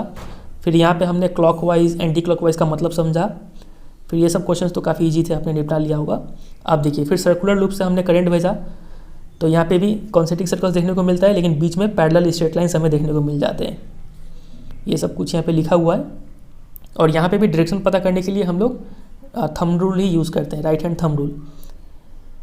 फिर यहाँ पे देखिए अगर हम इसका टर्न्स बढ़ा देंगे, इस सर्कुलर लूप्स का टर्न बढ़ा देंगे तो उतना ही गुना मैग्नेटिक फील्ड भी ज़्यादा इंक्रीज हो जाएगा, ठीक है। फिर देखिए सोलिनॉइड, ये बहुत इंपॉर्टेंट है। सोलिनॉइड होता क्या है वो हमने देखा, एक कॉइल होता है जिसमें कई सारे टर्न्स होते हैं इंसुलेटेड कॉपर वायर का, और ये सिलेंडर के शेप में होता है। इसका मैग्नेटिक फील्ड एक बार मैग्नेट की तरह होता है, दे आर सिमिलर, और अंदर में पैरेलल स्ट्रेट लाइन्स देखने को मिलता है, जिस वजह से इसका हर एक पॉइंट में मैग्नेटिक फील्ड क्या होता है, सेम होता है। इसको बोलते हैं यूनिफॉर्म मैग्नेटिक फील्ड, ठीक है। और अगर इसी सोलिनॉइड के अंदर में हम एक मैग्नेटिक मटेरियल जैसे कि सॉफ्ट आयरन डाल दें तो ये क्या बन जाएगा, इलेक्ट्रोमैग्नेट बन जाएगा, ठीक है। फिर हमने यहाँ पे कुछ क्वेश्चंस देखा। ये टॉपिक का की वर्ड है फोर्स, ठीक है। फोर्स ही आपको समझ में आ जाएगा, जहाँ भी फोर्स वर्ड आप देखेंगे आप समझ जाएंगे कि वो क्वेश्चन इस टॉपिक से है। ये activity very very very important है, ठीक है, डायग्राम के साथ करके जाइएगा। और देखिए यहाँ पे जो फोर्स का डायरेक्शन है वो 2 चीज़ पे डिपेंड करता है, डायरेक्शन ऑफ करंट और डायरेक्शन ऑफ मैग्नेटिक फील्ड, वो बात यहाँ पे लिखा हुआ है। और फोर्स सबसे ज़्यादा कब होता है, जब राइट एंगल्स पे हो करंट और मैग्नेटिक फील्ड दोनों, ठीक है। फोर्स का डायरेक्शन पता करने के लिए हम लोग Fleming's left hand rule use करते हैं। फिर ये फोर्स का यूज़ इन सब डिवाइस में यूज़ होता है। ये कुछ क्वेश्चन हमने देखा। फिर देखिए इलेक्ट्रिक मोटर, काफ़ी डिटेल में हमने समझा इलेक्ट्रिक मोटर होता क्या है, किन किन डिवाइस में यूज़ होता है, इसका स्ट्रक्चर क्या होता है, ये। और जो डायग्राम हम बनाए थे आप वो भी बना सकते हैं, नहीं तो आपका मन करे तो आप ये डायग्राम भी बना सकते हैं, ठीक है। बस थोड़ा क्लियरली देख लीजिएगा कि यहाँ पे स्ट्रक्चर कैसा है, ये चीज़ तो। फिर देखिए फिर इसका वर्किंग लिखना बताना था, ठीक है। तो वर्किंग कैसे लिखेंगे, देखिए आप ये अंडरलाइन कर लीजिएगा जिस तरीके से हम अंडरलाइन किया वैसे वैसे, ठीक है। कि करंट पहले एक्स से एंटर करता है, वाई से निकलता है। फिर ये सब लिखिएगा कि यहाँ पे ए बी में करंट का डायरेक्शन होता है A to B, फिर सी डी में C to D, ठीक है, ऑपोजिट होता है। फ्लेमिंग्स लेफ्ट हैंड रूल लगा के पता चलता है कि ए बी में डाउनवर्ड फोर्स लग रहा है, सी डी में अपवर्ड फोर्स लग रहा है, तो ये एंटी क्लॉकवाइज रोटेट हो जाता है। फिर हाफ रोटेशन के बाद करंट का डायरेक्शन रिवर्स हो जाता है, और ये रिवर्स करने का काम स्प्लिट रिंग करता है, जिसको कम्यूटेटर भी बोलते हैं, ठीक है। फिर आधा रोटेट होने के बाद वापस वो रोटेट करता है और ये कंटिन्यूअस रोटेशन करता रह जाता है। तो जितना अंडरलाइन किए हैं वैसे आप तैयार कर लीजिए, ये इसका वर्किंग में लिखना होगा, ठीक है। फिर हमने देखा कमर्शियल मोटर में क्या अलग चीज़ होता है, ये 3 चीज़ अलग होता है उसमें, और ये सिंपल मोटर में ये 3 चीज़ नहीं होता है। वो 3 चीज़ क्या है, हम लोग यहाँ पे इलेक्ट्रोमैग्नेट यूज़ करते हैं, लार्ज नंबर ऑफ टर्न्स होता है, और सॉफ्ट आयरन प्लेस किया जाता है उस कॉइल में, ठीक है।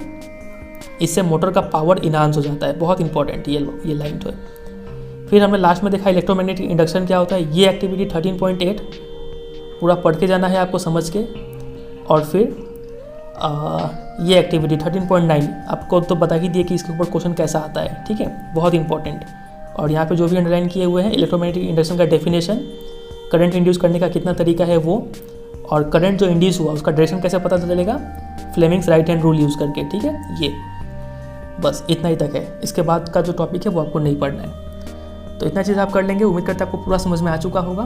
फिर भी अगर कोई डाउट रह गया तो कमेंट सेक्शन में पूछिएगा, हम उसको वहाँ पर जवाब देंगे। चलिए फिर एंड करते हैं। वीडियो अच्छा लगा तो वीडियो को जरूर एक लाइक कीजिएगा, दोस्तों के साथ भी शेयर कीजिएगा, और चैनल पर नहीं तो चैनल को सब्सक्राइब कीजिएगा। और वीडियो कैसे लगा वीडियो जरूर कमेंट करके भी बताइए। चलिए फिर मिलते हैं बहुत जल्द अगले चैप्टर के साथ, तब तक के लिए goodbye and take care.